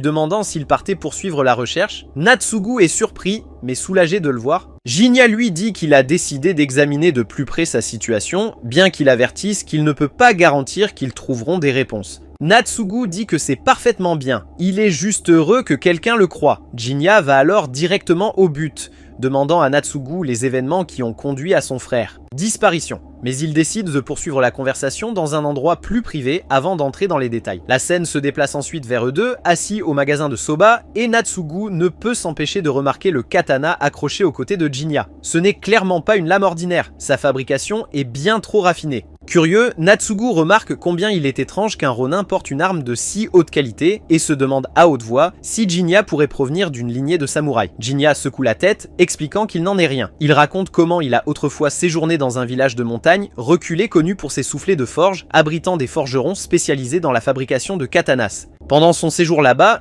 il occupait un poste nécessitant l'usage d'une telle arme, et maintenant il remplit à nouveau un rôle similaire. Le sabre qu'il porte a été autorisé par le shogunat. donc il a la permission officielle de le garder à ses côtés. Natsugu hasarde une supposition, demandant si Jinya pourrait venir de Kadona. Jinya hausse un sourcil, impressionné par la précision. Natsugu sourit, expliquant qu'il l'a soupçonné en voyant le design du fourreau. Il admet qu'il est un peu passionné de katana, et il a lu qu'une des caractéristiques des lames Kadona est leur fourreau, d'un design modeste, mais élégant dans leur artisanat subtil. Jinya confirme que cette lame particulière était autrefois un artefact sacré vénéré dans le village. Elle s'est retrouvée entre ses mains en raison de circonstances qu'il préfère ne pas expliquer. Natsugu se penche en avant, intrigué, et demande le nom de la lame. Jinya répond qu'elle s'appelle Yurai, et Natsugu s'illumine à la mention de ce nom, spéculant que le nom pourrait provenir d'une vieille phrase liée à repousser le mal ou purifier les esprits. Et il demande à Jinya s'il connaît des histoires comme... Jinya admet qu'il ne le fait pas, mais se souvient que le doyen du village a dit un jour que l'épée était restée impeccable pendant plus de 100 ans. Natsuyu est ravi de l'entendre, et pratiquement débordant d'excitation, demande si Jinya serait prêt à tirer l'épée et à la lui montrer. Jinya refuse poliment, et Natsuyu se retire rapidement, s'excusant de s'être emporté. Cela mis de côté, Jinya dit qu'il est temps qu'ils abordent le cœur du sujet. Natsuyu partage alors son histoire, comment son frère aîné a soudainement disparu sans laisser de traces, et peu importe la distance parcourue dans ses recherches, il ne trouve rien. Ce qui est pire, c'est que personne ne semble se souvenir de l'existence de son frère, pas même leurs propres parents. Tout le monde insiste sur le fait que Natsuyu est le seul héritier de la famille Miura. Quelques personnes admettent que le nom Sadanaga leur dit vaguement quelque chose, mais même elles finissent par insister sur le fait qu'il doit y avoir une erreur. Natsuyu n'a pas d'autre choix que d'accepter qu'il est la seule personne qui se souvienne encore de l'existence de son frère. Le propriétaire du magasin, entendant le sujet lourd, intervient doucement, suggérant que s'ils vont discuter de quelque chose d'aussi sérieux, il devrait peut-être aller ailleurs pour plus de confidentialité. Mais Jinya secoue la tête et dit en plaisantant que c'est bon parce que cet endroit n'est pas très fréquenté. Puis il ajoute que c'était parce qu'Ofu et son père semblaient vraiment préoccupés par Natsuyu. Et c'est pourquoi ils sont venus parler ici. Jinya demande alors à Natsuyu quand exactement son frère a disparu, et Natsuyu répond que c'était vers la fin de janvier. Il se souvient que juste avant sa disparition, son frère a mentionné qu'il allait rencontrer une fille. Peu de temps après, Natsuyu a trouvé des fleurs dans la chambre de son frère. Il ne pouvait pas identifier de quelle sorte il s'agissait, mais elles avaient un parfum fort et persistant. Les fleurs étaient petites avec des pétales blancs délicats et un centre jaune vif, et cela lui sembla étrange car son frère n'était jamais quelqu'un qui se souciait des fleurs. Puisque personne d'autre n'était entré dans la pièce à part lui, Natsuyu a supposé que son frère devait les avoir laissées là lui-même. Jinya réfléchit à cela et demande s'il a toujours les fleurs. Natsuyu hoche la tête, disant qu'il les a gardées, préservées, pensant qu'il pourrait servir de preuve si quelque chose venait à être découvert. En entendant cela, Jinya demande s'il peut aller chez Natsuyu demain pour regarder par lui-même. Natsuyu hésite un instant, puis accepte. La scène passe ensuite à Jinya qui arrive à nouveau au magasin de soba le lendemain, et il remarque que Natsu est déjà là. Il passe une commande de soba, et le propriétaire semble amusé que Jinya ait commencé à appeler Natsu ainsi. Il plaisante avec Ofu, lui disant qu'elle pourrait devoir améliorer son jeu, et elle lui dit rapidement d'arrêter de dire des bêtises. Ofu commande que les deux semblent bien s'entendre, et Natsu répond avec désinvolture que ce n'est rien de spécial. Jinya demande ensuite à Ofu à quel point elle connaît Natsuyu, et elle dit qu'ils ne sont pas particulièrement proches, mais qu'ils parlent de temps en temps quand ils visitent la boutique. Elle est curieuse de savoir pourquoi Jinya pose la question, et il répond simplement qu'il se demandait juste. Ofu dit que Natsuyu a toujours été respectueux dans leur conversation et qu'il apparaît comme un homme véritablement gentil et sincère. Natsu réalise qu'il parle du samouraï qu'elle a rencontré l'autre jour, et elle est d'accord car elle l'a trouvé humble et poli aussi. Le propriétaire intervient, disant que Natsuyu semble gentil et tout, mais il devient trop enthousiaste dès que les épées sont mentionnées. Cela lui rappelle quelque chose, alors il attrape quelque chose à montrer à tout le monde, et c'est un kogai. Il explique que la famille de Natsuyu sert de vassaux au shogun. Il est donc normal qu'il possède ce genre d'outils. Mais un jour, Natsuyu lui a donné ce kogai en particulier, qui est traditionnellement porté par les samouraïs. Le propriétaire ajoute que Natsuyu est complètement obsédé par épée. C'est pratiquement la motivation derrière tout ce qu'il fait. Il se souvient même avoir entendu la mère de Natsuyu le gronder pour cette obsession, et Jinya demande s'il a eu des relations avec elle. Le propriétaire dit que non, il ne l'a jamais vue que d'un bref coup d'œil, mais d'après ce qu'il a entendu, c'est une femme redoutable. Ensuite, le propriétaire essaie de remettre le kogai à Jinya, qui hésite à l'accepter au début, puisque Natsuyu l'a donné en cadeau. Mais le propriétaire insiste sur le fait qu'il n'en a pas l'utilité, et finalement Jinya accepte de le prendre, décidant de le garder pour l'instant. Il se tourne ensuite vers Ofu et lui demande si les fleurs que Natsuyu a mentionnées l'autre soir étaient des jonquilles, et elle confirme que c'était le cas. Mais Jinya a du mal à le croire car Natsuyu les a décrites comme petites. Pourtant, il espère vraiment qu'elles sont tout sauf des jonquilles.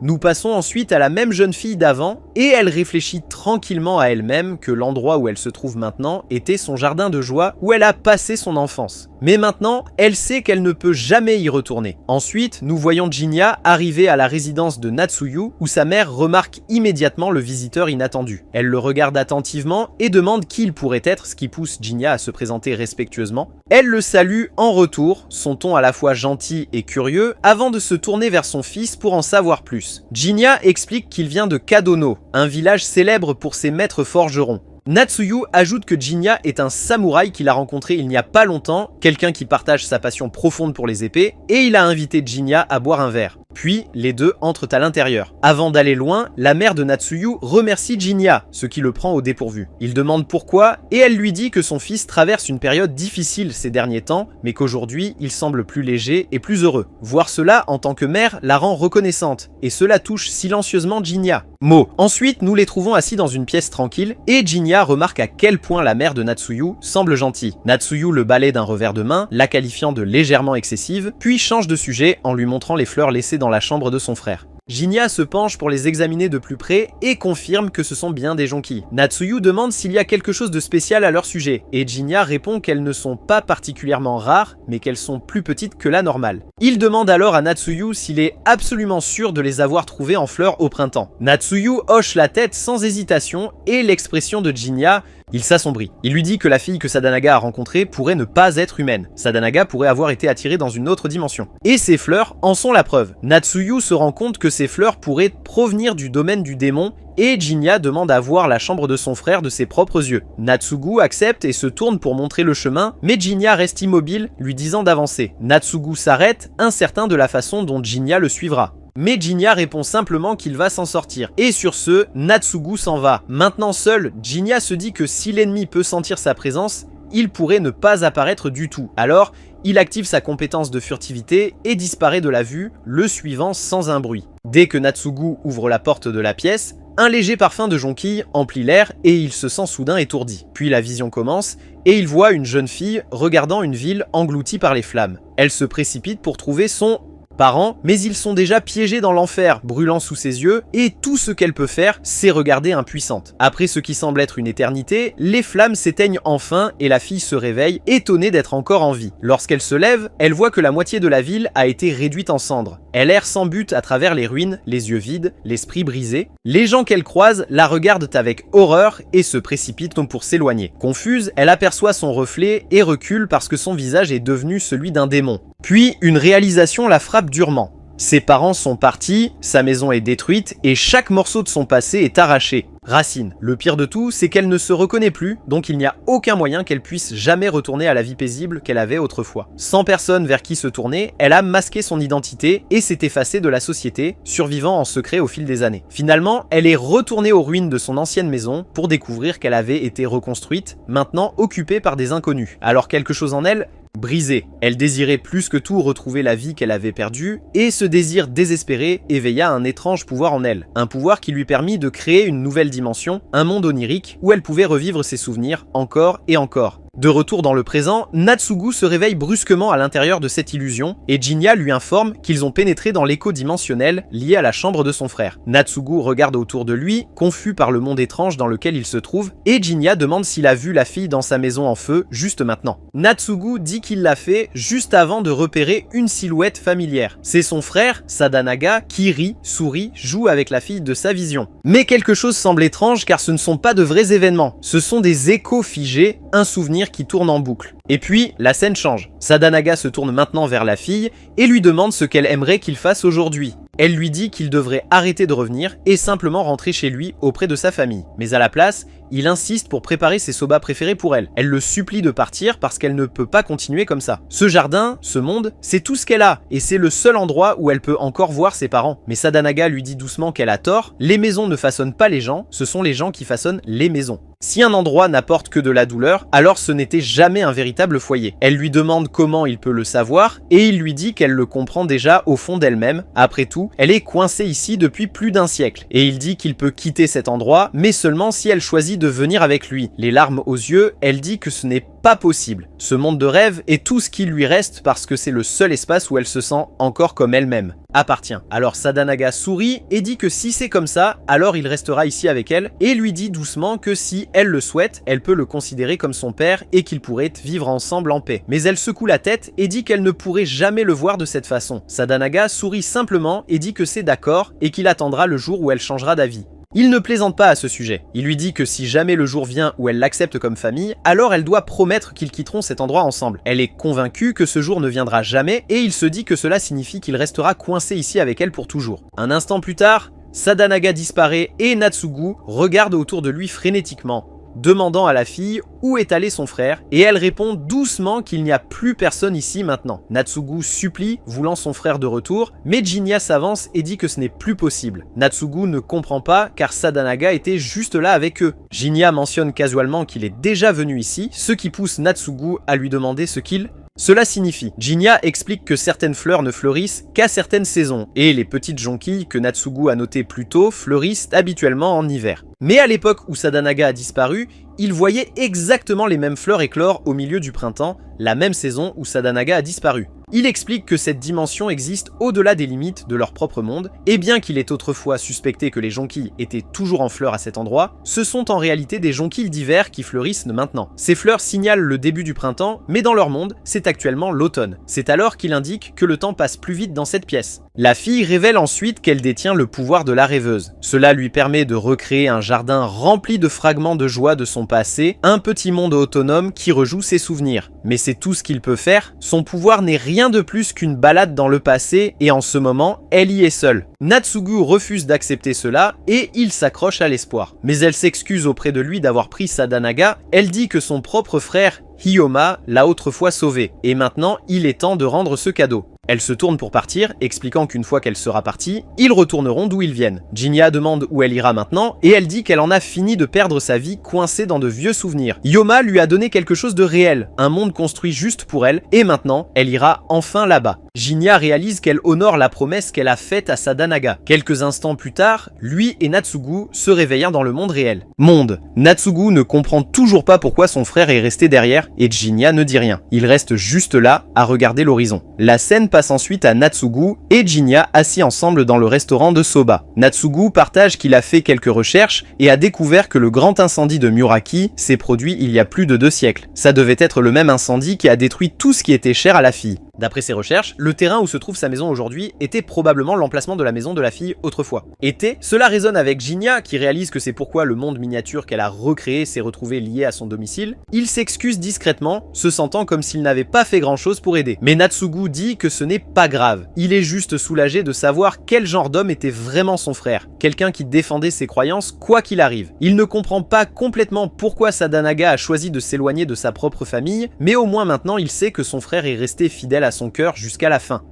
Il se lève pour partir, mentionnant qu'il est en retard. Mais avant de sortir, Ofyu lui dit doucement que son frère était un homme formidable, et même si le monde oublie son nom, cela n'efface pas le fait qu'il a tout risqué pour sauver une fille qui n'avait personne d'autre. Natsugu est ému en entendant cela et s'éloigne tranquillement. Une fois qu'il est parti, Ofu se tourne vers Jinya et le remercie d'avoir aidé Natsugu à tourner la page. Mais Jinya n'est pas tranquille car il y a encore des détails qui ne lui conviennent pas. Il mentionne comment la fille démoniaque appelait sans cesse Sadanaga Hiyoma, mais il n'a jamais entendu ce nom auparavant. Le propriétaire du magasin suggère que cela aurait pu être le véritable nom de Sadanaga, et Jinya note que généralement, seul le seigneur d'un samouraï serait au courant d'une telle chose. Le commerçant explique qu'il n'est pas totalement inhabituel que les membres de la famille le sachent, mais le fait que la fille l'ait appelée Yoma signifie probablement qu'il la voyait comme famille. Cela évoque un autre souvenir pour Jinya, le moment où il a mentionné comment Natsugu se faisait toujours gronder par sa mère parce qu'il était obsédé par épée. Il se rend compte maintenant qu'à l'époque, il avait accidentellement utilisé le vrai nom de Natsugu Harimori. Le propriétaire dit négligemment qu'il a dû l'entendre de sa mère. Une fois. Mais Jinya ne le croit pas parce que cette femme était bien trop convenable pour laisser échapper quelque chose comme ça. Même en parlant à un simple ronin comme lui, elle montrait du respect et choisissait ses mots avec précaution. Elle se référait toujours à son fils comme Natsugu devant les autres. Alors, où exactement le propriétaire a-t-il vraiment entendu le nom Harimori? Car seulement le seigneur ou la famille d'une personne devrait savoir cela. Et quelque chose d'autre cloche, la fille démoniaque n'a jamais dit que Sadanaga était mort, juste qu'il n'était pas ici, plus maintenant. Cette pensée amène Jinya à une nouvelle théorie. Sadanaga pourrait encore être en vie, il aurait pu vivre avec la fille pendant près de 20 ans avant de décider de déménager. En revanche, à ce moment-là, il avait trop vieilli pour retourner à sa vie d'avant. Alors, au lieu de cela, il s'est glissé dans la ville, a trouvé une vieille maison bon marché et a tranquillement recommencé en dirigeant sa propre boutique de soba. Jinya demande s'il se trompe, mais le propriétaire du magasin ne cède toujours pas. Il insiste que Sadanaga peut simplement être décédé de vieillesse alors qu'il était encore piégé dans l'autre dimension, mais Jinya n'est pas convaincu.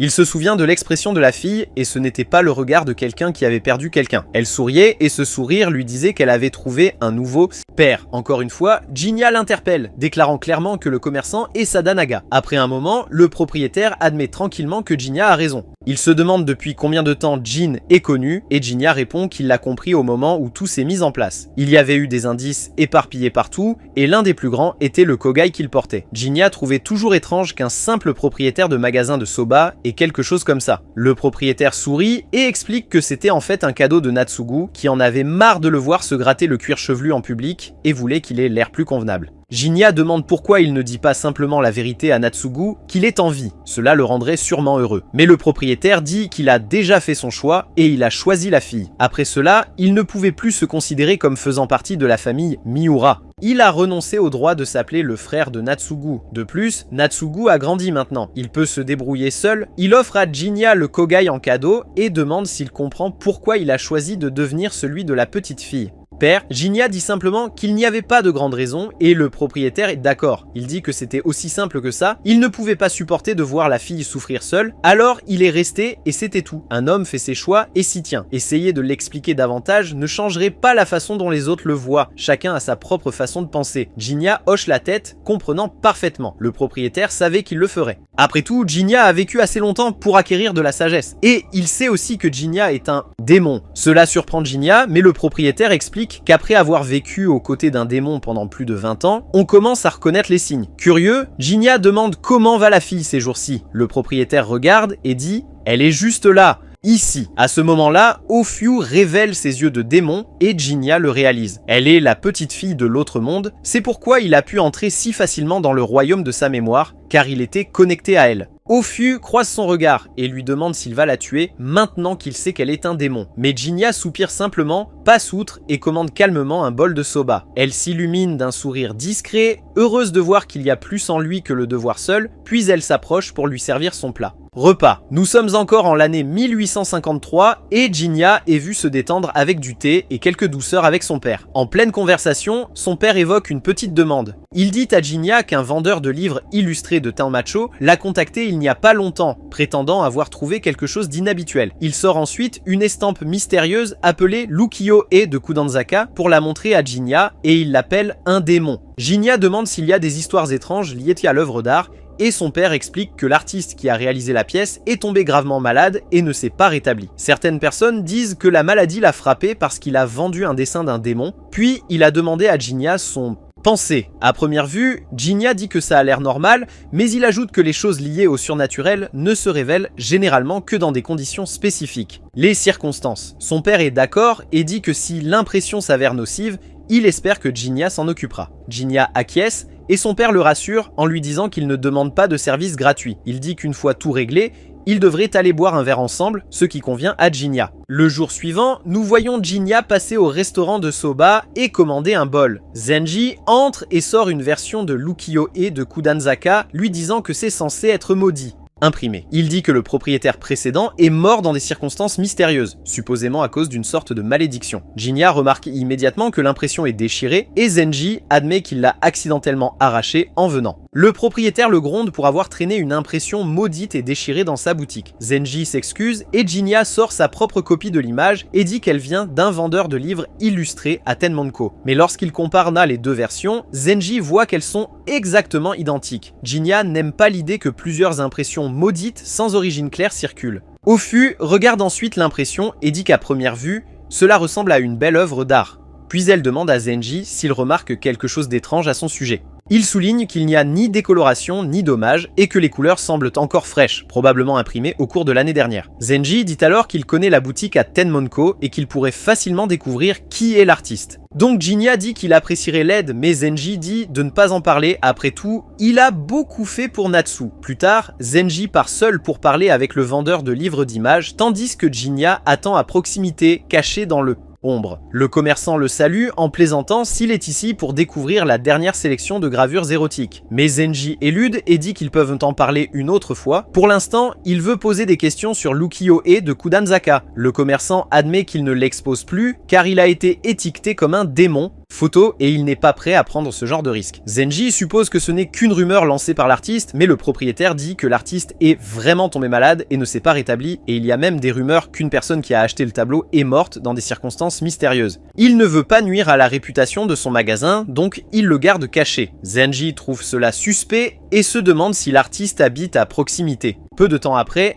Zenji revient et Jinya remarque immédiatement l'impression dans sa main. Zenji la cache rapidement et lui dit qu'il a découvert que l'artiste vit à Sakaeko. Jinya hoche la tête et s'en va, puis nous le voyons arriver chez l'artiste. Après avoir demandé la permission, il entre et l'artiste, Sagadoshu, l'accueille en lui disant qu'il n'a pas eu de visiteur depuis un certain temps. Saga demande qui il est et Jinya se présente, poliment. Il explique qu'il est venu lui parler d'un sujet particulier, mais Saga lui dit de se détendre car il n'est personne d'important. Jinya s'assoit et remarque que la pièce est parsemée de des peintures. Il mentionne qu'il a entendu dire que Saga a été alité, mais Saga le corrige gentiment en disant que ce n'est pas la maladie, c'est juste qu'il n'est plus aussi résilient qu'avant. Son corps ne supporte plus la peinture comme avant, et Jinya réalise que la peinture démon n'est pas responsable de son état. Saga demande si Sangendo l'a envoyé, mais Jinya répond non. Il est juste venu se renseigner sur l'impression démoniaque qu'il crée. Saga est visiblement submergé par les souvenirs à l'évocation de la photo, alors Jinya explique qu'il enquête sur son origine et veut connaître la vérité derrière elle. Saga comprend et commence par expliquer le nom. Il dit que Kudanzaka ne se réfère pas à une route à Edo, mais à la femme représentée dans la œuvre d'art. Jinya se demande si c'est le nom de la femme, mais Saga dit que ce n'est pas exactement ça. Il y a longtemps, un homme utilisant une lame de style Kadona a donné ce nom à la pièce. L'homme s'appelait Motoharu et visitait souvent cet endroit. À ce moment-là, Jinya se rend compte qu'il parle de son père adoptif, et il se souvient de ses derniers instants avec lui. Lors de ces derniers moments, il se sentait impuissant, incapable de protéger la seule femme qu'il aimait vraiment, et il se sentait inutile. Il a admis à Jinya qu'au début, il n'aimait pas les yokai. Pourtant, être choisi comme gardien d'une prêtresse n'était pas le pire des destins. Même s'il ne pouvait jamais vraiment la comprendre, petit à petit, il se surprit à vouloir protéger la personne même qui avait jadis rendu sa vie plus difficile. Il croyait qu'il pouvait le faire. Mais tout change finalement. Il a regardé Jinya dans les yeux et lui a dit de ne pas finir comme lui, de ne pas devenir un homme qui laisse l'amertume définir qui il est, et puis, sans hésitation, il est allé au combat et n'est jamais revenu. Maintenant, dans le présent, Jinya demande à Saga de lui en dire plus sur Motoharu, révélant que Motoharu l'avait élevé comme son père adoptif. Saga est d'accord, disant qu'il est impossible de discuter de l'origine de l'œuvre de Kudanzaka sans en parler. Motoharu, il commence son histoire en disant que tout a commencé alors qu'il n'était encore qu'un artiste débutant qui luttait pour trouver sa lieu. Il avait réussi à louer un petit endroit à Edo et pendant son séjour là-bas, il a aperçu une femme dans le quartier. Curieux, il lui a demandé son nom et elle a répondu qu'elle ne pouvait pas le lui dire, non pas parce qu'elle cachait quelque chose, mais parce qu'elle ne pouvait pas physiquement mentir. Alors elle lui a simplement demandé de l'appeler sans nom. Au fil du temps, ils ont appris à mieux se connaître et elle s'arrêtait parfois pour regarder son travail. Un jour, il lui a dit qu'il allait devenir l'artiste le plus renommé d'Edo et elle a ri pensant qu'il plaisantait. Puis, un jour, Motoharu est arrivé pour livrer un message de la Yatsuki Hime. Il s'est plaint tout le temps de l'absurdité d'envoyer un gardien comme lui faire des courses. Saga l'a taquiné en lui demandant pourquoi il avait toujours quelque chose de négatif à dire sur la prêtresse. Motoharu a expliqué qu'il avait accepté le rôle en croyant que c'était quelque chose honorable. Mais à la place, elle lui faisait livrer des lettres comme un coursier. Il a même plaisanté en disant qu'elle était pire que n'importe quel démon dont il avait jamais entendu parler. Selon Saga, Motoharu visitait Edo chaque année et invariablement, il se plaignait de la princesse Yatsuki Hime. Cela surprend Jinya car apparemment, Motoharu ne lui avait montré que son côté sérieux et noble. La saga continue et revient à l'image elle-même, expliquant qu'il a réalisé l'œuvre quand Nameless habitait encore à proximité. Plus tard, Sanjendo est venu et a voulu la publier, alors Saga a refait une copie maîtresse pour la reproduction en bois et c'est ainsi que la version imprimée a commencé, circulant. Jinya se demande à haute voix si l'image était basée sur Nameless elle-même, mais Saga lui dit que ce n'est pas aussi simple. Puis Jinya pose la vraie question, pourquoi il a appelé Kudanzaka une image démoniaque? Saga répond alors tranquillement que c'est parce que c'en est une. La peinture est authentique, et elle porte une véritable malédiction. Mais avant que Saga ne commence à raconter toute l'histoire, il se tourne vers Jinya et lui demande quelles pensées lui sont venues à l'esprit lorsqu'il a vu l'œuvre d'art pour la première fois. Jinya répond que cela lui a rappelé la légende de la princesse Nunokawa de Shinano, mais l'épée dans sa main lui a fait soupçonner qu'il pourrait y avoir un lien avec le Kadono et le Yatsuki Hime. Saga acquiesce en disant que c'est une observation perspicace, puis avertit que la vérité derrière la peinture pourrait être quelque chose que Jinya aurait préféré ne pas entendre. Il commence à expliquer en lui disant que Motoharu était venu à Edo année après année pour affaires, s'arrêtant souvent pour se défouler avant de rentrer chez lui. Mais à un moment donné, son attitude envers la prêtresse a commencé à changer, et un jour, sans prévenir, il a demandé à Saga de dessiner un portrait d'eux. Elle, Saga s'est moqué de lui à ce sujet, mais Motoharu a admis qu'il ne lui en voulait plus, car il avait compris qu'elle avait ses raisons pour ce qu'elle faisait. Saga a accepté de prendre la demande, mais il y avait un problème. Il n'avait jamais réellement vu la personne Itsukaimon. Motoharu a écarté cela et a dit que ce ne serait pas un problème, car Nameless pourrait servir de modèle. Il a dit à Saga que Nameless venait à l'origine de Shinano, mais quelque chose de tragique lui est arrivé là-bas. Et par la suite, elle s'est retrouvée à vivre à Kadono, et finalement elle est partie à Edo. Saga a trouvé l'histoire intéressante, mais n'était pas sûr de comment cela pourrait l'aider à dessiner la prêtresse du sanctuaire. Motoharu lui a donc dit que Nameless et les yokai étaient bien plus semblables qu'on ne le pensait, et visuellement, ils étaient pratiquement identiques. Jinya réalise alors que la figure dans la peinture de Kuganzaka doit être inspirée des yokai. Saga confirme qu'il a raison en disant que le portrait final a été dessiné à partir de Nameless avec les conseils de Motoharu pour les détails plus fins. Détail. Lorsque Jinya demande l'histoire complète de l'image démoniaque, Saga explique que c'était une plaisanterie continue. Motoharu disait que l'Itsukaimon était plus démoniaque que n'importe quel vrai monstre. Et ainsi, Saga a surnommé le portrait une image démoniaque en guise de moquerie à ses plaintes. C'était censé être une plaisanterie entre eux, mais des années plus tard, lorsqu'il a refait l'image pour Sangendo par nostalgie, il a refait la même blague. Et ils l'ont pris au sérieux. Ils pensaient que c'était vraiment maudit, surtout après qu'une personne qui l'avait acheté soit tombée malade. Une série de coïncidences a tout exagéré, et soudain, les gens l'appelaient une image maudite. Jinya demande alors ce que Saga voulait dire plus tôt quand il a dit qu'il pourrait regretter d'apprendre la vérité. Et Saga répond en demandant si Jinya voit Kuganzaka comme une belle œuvre. Il explique que peu importe combien de fois il a révisé l'image, Motoharu n'était jamais satisfait. Il continuait à pousser pour plus d'élégance, plus de grâce, voulant toujours qu'elle reflète une sorte de beauté qui dépasse la réalité. Saga révèle que Kuganzaka est vraiment l'Itsukaimon à travers l'objectif de Motoharu. C'est sa forme, sa présence, prise et polie à des niveaux de beauté divine. Il dit à Jinya qu'aujourd'hui l'image pourrait lui rappeler la princesse Nunokawa, mais à l'époque, Motoharu l'a comparée à Yasakatake no Kamo. Kami, a divindade sagrada.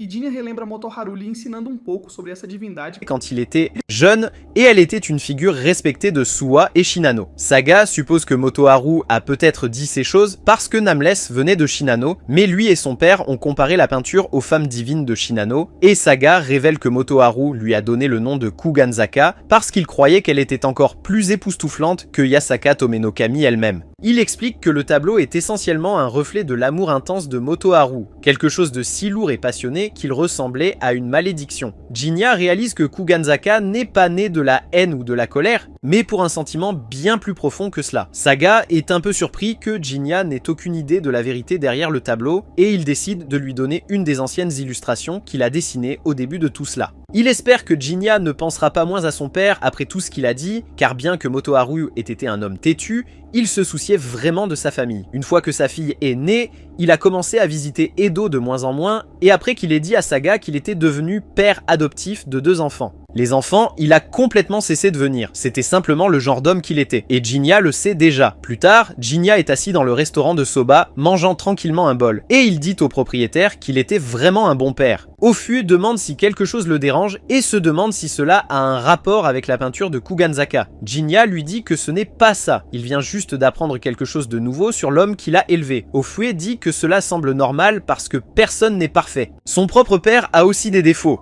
mais elle l'aime d'autant plus à cause de cela, et Jinya est d'accord avec elle. Jinya rencontre ensuite son vrai père plus tard, et lui fait savoir que la peinture n'est pas dangereuse, et que la partie démoniaque était en réalité juste les regrets de l'artiste se répandant sur la toile. Donc Jinya ne voit aucun inconvénient à la garder ou à la vendre. Son père mentionne alors la personne qui serait morte à cause de cela. Mais Jinya dit que c'était probablement juste un accident. Coïncidence. Il mentionne également qu'il a pris possession de l'impression que cette personne avait sur elle, et qu'elle ne semblait pas du tout maudite. Son père hoche la tête, le remercie pour le travail, et lui dit qu'il remettra le paiement une fois qu'il sera prêt à partir. Mais pour le moment, il devrait juste s'asseoir et prendre un verre. Boire. Ils commencent à boire ensemble, et Jinya demande si son père boit toujours comme ça. Son père dit qu'il buvait pour éviter de faire face à la réalité, et au fil du temps, c'est simplement devenu une habitude. Puis, il retourne la question à Jinya. Jinya dit qu'il aime boire, surtout sous le clair de lune de temps en temps. Son père dit qu'ils devraient boire ensemble à nouveau si l'occasion se présente, et Jinya est d'accord. Puis l'histoire avance jusqu'à l'année 1854, où nous voyons une femme zombie s'approcher de Jinya dans un calme rue. Elle faisait autrefois partie du quartier des plaisirs, et avec un regard désespéré dans les yeux, elle le supplie de rester avec elle pour la nuit. Jinya, bien sûr, refuse calmement cette merde, mais elle insiste à nouveau, disant qu'elle souffre, mais il refuse toujours sa demande sans la moindre hésitation. Mais soudain, elle se transforme complètement en démon et se jette sur lui. Mais il esquive son attaque et continue d'éviter ses frappes suivantes. Il lui demande son identité, mais elle est au-delà de toute réponse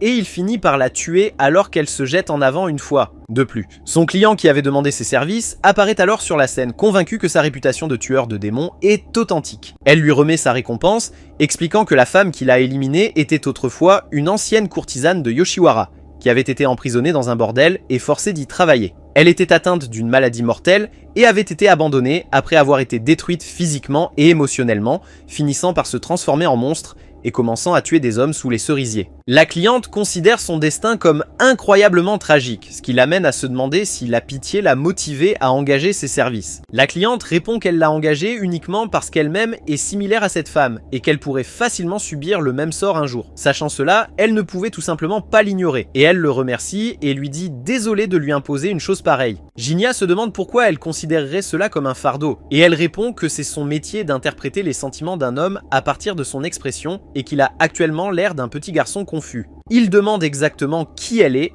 et elle répond qu'il devrait simplement l'appeler Harlotte parce que c'est précisément ce qu'elle est. Elle espère qu'il l'éliminera si jamais elle se transforme en un esprit tordu du quartier rouge également, bien qu'elle reconnaisse qu'elle n'aura pas d'argent à lui offrir. Il l'informe qu'il ne travaille jamais sans paiement, la poussant à remarquer sa froideur alors qu'elle s'éloigne. La scène se déplace ensuite vers Ofue et Natsu, assistant seuls à un festival, et Natsu est irrité qu'aucun des garçons qu'ils avaient invités n'ait décidé de venir. Ofue comprend que Jinya et Natsu étaient occupés, mais se sent déçu que Zenji ne soit pas venu non plus, surtout qu'il avait initié l'invitation. Natsu révèle que Zenji voulait vraiment venir, mais son père est intervenu, lui rappelant que les vacances sont des occasions idéales pour les commerçants de faire des bénéfices. Natsu suggère ensuite qu'ils profitent simplement du festival ensemble, et Ofue est heureuse d'accepter. Ils se promènent donc à travers les stands, prennent des collations et s'arrêtent chez un vendeur de plantes lanternes. Natsu demande pourquoi on les appelle plantes lanternes, et Ofue lui dit que c'est en partie à cause de leur couleur vive. Mais d'autres suggèrent que c'est parce qu'ils ressemblent à de petites flammes. Il existe plusieurs théories, mais personne ne sait vraiment comment le nom était né, et Ofue mentionne que leur nom peut également être écrit en utilisant les kanji pour démons et lumière. Parce qu'ils ont la forme de lanterne, certains théorisent que les démons les allument pour voir la nuit, et Natsu lui demande d'arrêter avant qu'elle ne gâche leur charme. Complètement. Ofue demande si Natsu n'aime pas les démons et Natsu confirme qu'elle ne les aime pas, en notant qu'il est difficile de trouver quelqu'un qui les aime. Elle révèle qu'elle a déjà été attaquée 2 fois par des démons et qu'elle serait morte si Jinya n'était pas intervenu. Natsu explique qu'elle a rencontré Jinya pour la première fois il y a 4 ans, lorsqu'il lui servait de garde du corps pour juste 2 jours. Nuit, quand elle l'a vu trancher le bras d'un démon, elle a eu l'idée naïve qu'il était un épéiste légendaire tout droit sorti d'un conte de fées. Et Ofue commente que Natsu a clairement des sentiments forts pour Jinya. Natsu insiste que ce n'est pas ce qu'elle voulait dire, en précisant qu'elle le voit simplement comme un personnage d'une histoire pour enfants. Cependant, elle se souvient du moment où Jinya a admis qu'il ne sait même pas pourquoi il chasse les démons, notant que cela le faisait paraître moins comme un maître épéiste et plus comme une autre personne fragile. Elle a reconnu qu'il n'était pas si différent d'elle-même, ce qui l'a mise à l'aise. Natsu ajoute qu'il est injuste d'appeler cela des sentiments romantiques, car ce serait irrespectueux pour toutes les femmes. Et Ofue est d'accord, mentionnant qu'elle a aussi remarqué la mauvaise habitude de Jinya d'ignorer ses véritables véritables émotions. À ce moment-là, un homme nommé Akitsu les interpelle depuis son stand et Ofu le reconnaît, ce qui pousse Natsu à demander qui il est. Ofu explique qu'il est un client régulier de sa boutique depuis l'année dernière, commandant toujours des livraisons. Il est originaire de Kyoto et l'homme se présente comme Somogoro Akitsu. Natsu était sceptique qu'il soit vraiment Somogoro Akitsu, l'un des forgerons les plus renommés de leur époque. Il lui demande de ne pas se focaliser sur le nom, mais Natsu ne peut pas simplement l'ignorer, soulignant qu'en tant que fille de marchand, les noms ont un poids important. Elle demande si les marchandises qu'il vend sont à la hauteur de la réputation de Somogoro et examine attentivement ses produits, concédant qu'ils sont de bonne qualité. Akitsu plaisante sur ses critères exigeants, puis lui présente fièrement des coquilles de palourdes finement peintes. Natsu remarque qu'elles sont un peu vieilles, mais toujours magnifiquement conçues, et il suggère qu'une jeune fille de son âge a probablement un garçon qui l'intéresse. Si elle lui offrait un cadeau comme celui-ci, il tomberait sûrement sous le charme. Elle, Natsu, insiste qu'elle n'est intéressée par personne de cette manière, mais Ofu intervient en disant qu'elle est juste timide et qu'elle aime quelqu'un, bien qu'elle ne puisse pas l'admettre ouvertement. Natsu lui dit d'arrêter de parler immédiatement. Alors le vendeur lui propose un netsuke sculpté en forme de moineau duveteux. Il révèle qu'il l'a fabriqué lui-même, et elle reconnaît que ce n'est pas exactement du niveau Somogoro, mais que c'est quand même de bonne qualité. Il lui dit que cela conviendrait parfaitement à quelqu'un de son âge, en expliquant qu'en Chine, il y a une légende selon laquelle les moineaux deviennent des palourdes quand ils plongent dans l'eau. Océan, c'est leur explication pour expliquer pourquoi les moineaux disparaissent à la fin de l'automne, et Natsu demande comment cela la concerne. Il explique qu'il pensait qu'un moineau lui convenait mieux puisqu'elle n'est pas encore assez mûre pour les coquilles de palourdes, ce qui fait rire Ofu à la blague. Natsu s'irrite de cela, mais il précise qu'il ne se moque pas d'elle et espère que ses sentiments juvéniles pourront mûrir en une palourde un jour. Natsu rétorque que cette conversation entière est insensée, pourtant elle décide d'acheter le netsuke de toute façon car il est plutôt adorable. Alors qu'elle paie, il lui remet une véritable épingle à cheveux Somogoro en bonus. Elle lui demande où il l'a obtenu. Il dit qu'il l'a eu à bon marché quelque part et si elle n'en veut pas, il le jettera simplement. Elle accepte rapidement le cadeau et il demande à Ofu si elle voudrait quelque chose, mais Ofu refuse. Il plaisante sur la façon dont elle tient fermement son argent et tous deux continuent leur chemin. Plus tard dans la nuit, Jinya chasse un autre démon dans un entrepôt et finit par le localiser, remarquant que ce n'est qu'un enfant. Il demande son nom et lorsqu'il répond que c'est Kikyo, il le tue immédiatement. Peu de temps après, il rencontre le propriétaire de l'entrepôt qui le remercie pour son service et lui remet son paiement. Il offre à Jinya du saké de son stock en signe de gratitude, mais Jinya refuse poliment. Alors que Jinya part, le propriétaire remarque qu'il demandera sûrement de l'aide à nouveau si un autre incident survient, tandis qu'un sourire sournois s'étale sur son visage. Plus tard, Jinya croise à nouveau Harlotte et elle est soulagée de voir qu'il s'en est sorti en un seul morceau. Elle est contente que ses informations aient été exactes cette fois et il lui remet une partie de son paiement en remerciement. Elle remarque l'atmosphère lourde qu'il traîne et demande ce qui le rend si sombre. Alors Jinya explique qu'il a fini par éliminer quelqu'un qu'il ne voulait vraiment pas. Mais elle lui rappelle qu'il n'avait pas non plus prévu d'épargner le démon, et alors qu'elle se retourne pour partir, elle se souvient soudain de quelque chose. On parle d'un autre gars qui chasse les démons, mais elle ne parle pas de Jinya. Apparemment, ce gars est une sorte de médium et peut commander à des Shinigami d'exorciser les démons pour lui. Elle n'est pas sûre si c'est réel ou juste une autre rumeur folle, mais elle dit que si c'est vrai, Jinya ferait mieux de faire attention ou ce nouveau gars pourrait commencer à prendre tous les emplois bien rémunérés. Et avec ça, elle s'en va. Le lendemain, Jinya passe par le restaurant Soba et le propriétaire et Ofu sont heureux de le voir. Ofu lui dit rapidement que Natsu se comporte étrangement depuis hier. Dès qu'elle aperçoit Jinya, Natsu se précipite, s'accroche à lui et l'appelle joyeusement son frère en disant à quel point il lui a manqué. Elle insiste sur le fait qu'elle est contente d'être de retour à ses côtés et Jinya est visiblement pris au dépourvu, essayant doucement de libérer sa main. Mais Natsu ne fait que resserrer sa prise disant qu'elle veut rester près. Ofu explique alors que tout a commencé quand Natsu a essayé la barrette qu'elle a achetée hier et juste après l'avoir mise, elle est soudainement devenue silencieuse puis a commencé à sangloter à propos de son frère. Jinya remarque que l'épingle qu'elle porte est un kanzashi et demande calmement à Natsu s'il peut y jeter un œil de plus près. Regarde. Elle le remet sans poser de questions et il l'examine avec Ofu et le propriétaire du magasin. Cela semble tout à fait ordinaire, rien d'anormal. Le propriétaire suggère alors que peut-être le casser la réveillerait, mais Jinya déconseille de faire quoi que ce soit de téméraire pour le moment. Il rend la broche à Natsu qui le tire immédiatement dans un autre câlin. Juste à ce moment-là, Natsuyu et Zenji entrent dans le magasin et se figent à la vue de Natsu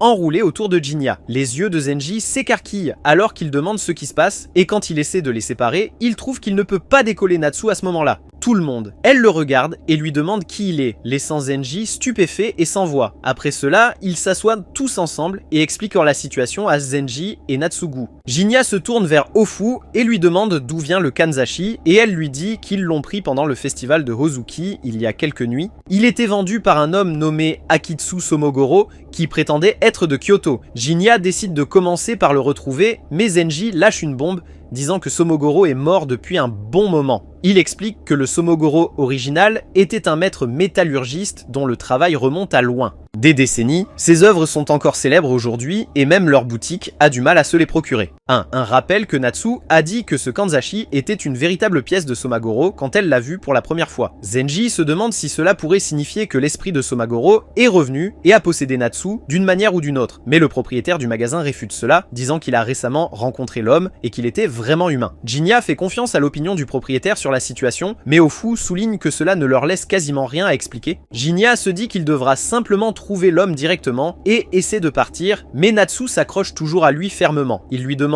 doucement de le lâcher, mais elle refuse et dit qu'elle l'a enfin retrouvé et ne veut plus être séparée de lui. Jinya essaie de comprendre et lui demande pourquoi elle continue de l'appeler son frère. Elle répond doucement que les oiseaux n'ont pas besoin de raison pour se poser près d'une fleur et qu'elle veut simplement rester à ses côtés. Son seul souhait était d'être à nouveau près de lui et maintenant que c'est devenu réalité, elle ne veut pas que ça se termine. Jinya lui parle calmement, lui disant qu'il a quelque chose à faire et lui demande de tenir le fort jusqu'à son retour. De retour. Elle veut le suivre, mais il lui tapote la tête et promet qu'il reviendra bientôt. C'est suffisant pour elle, alors elle accepte d'attendre et il sort. Les autres sont un peu étonnés de la facilité avec laquelle il a géré cela et ils commencent à se demander s'il a peut-être déjà traité ce genre de situation avant. La scène passe ensuite à Jinya allant en ville pour demander aux gens à propos d'Akitsu Somogoro, mais il ne trouve rien d'utile. Ce soir-là, en se promenant dans les rues, une pensée de Suzu lui traverse l'esprit. Juste à ce moment-là, une voix appelle de derrière. Akitsu s'approche de lui et Jinya demande immédiatement s'il a besoin de quelque chose, mais Akitsu dit que c'est le contraire. C'est Jinya qui a essayé de le trouver. Il suppose qu'il sait déjà pourquoi, puisque les démons ne se montrent à sa porte que pour une seule raison.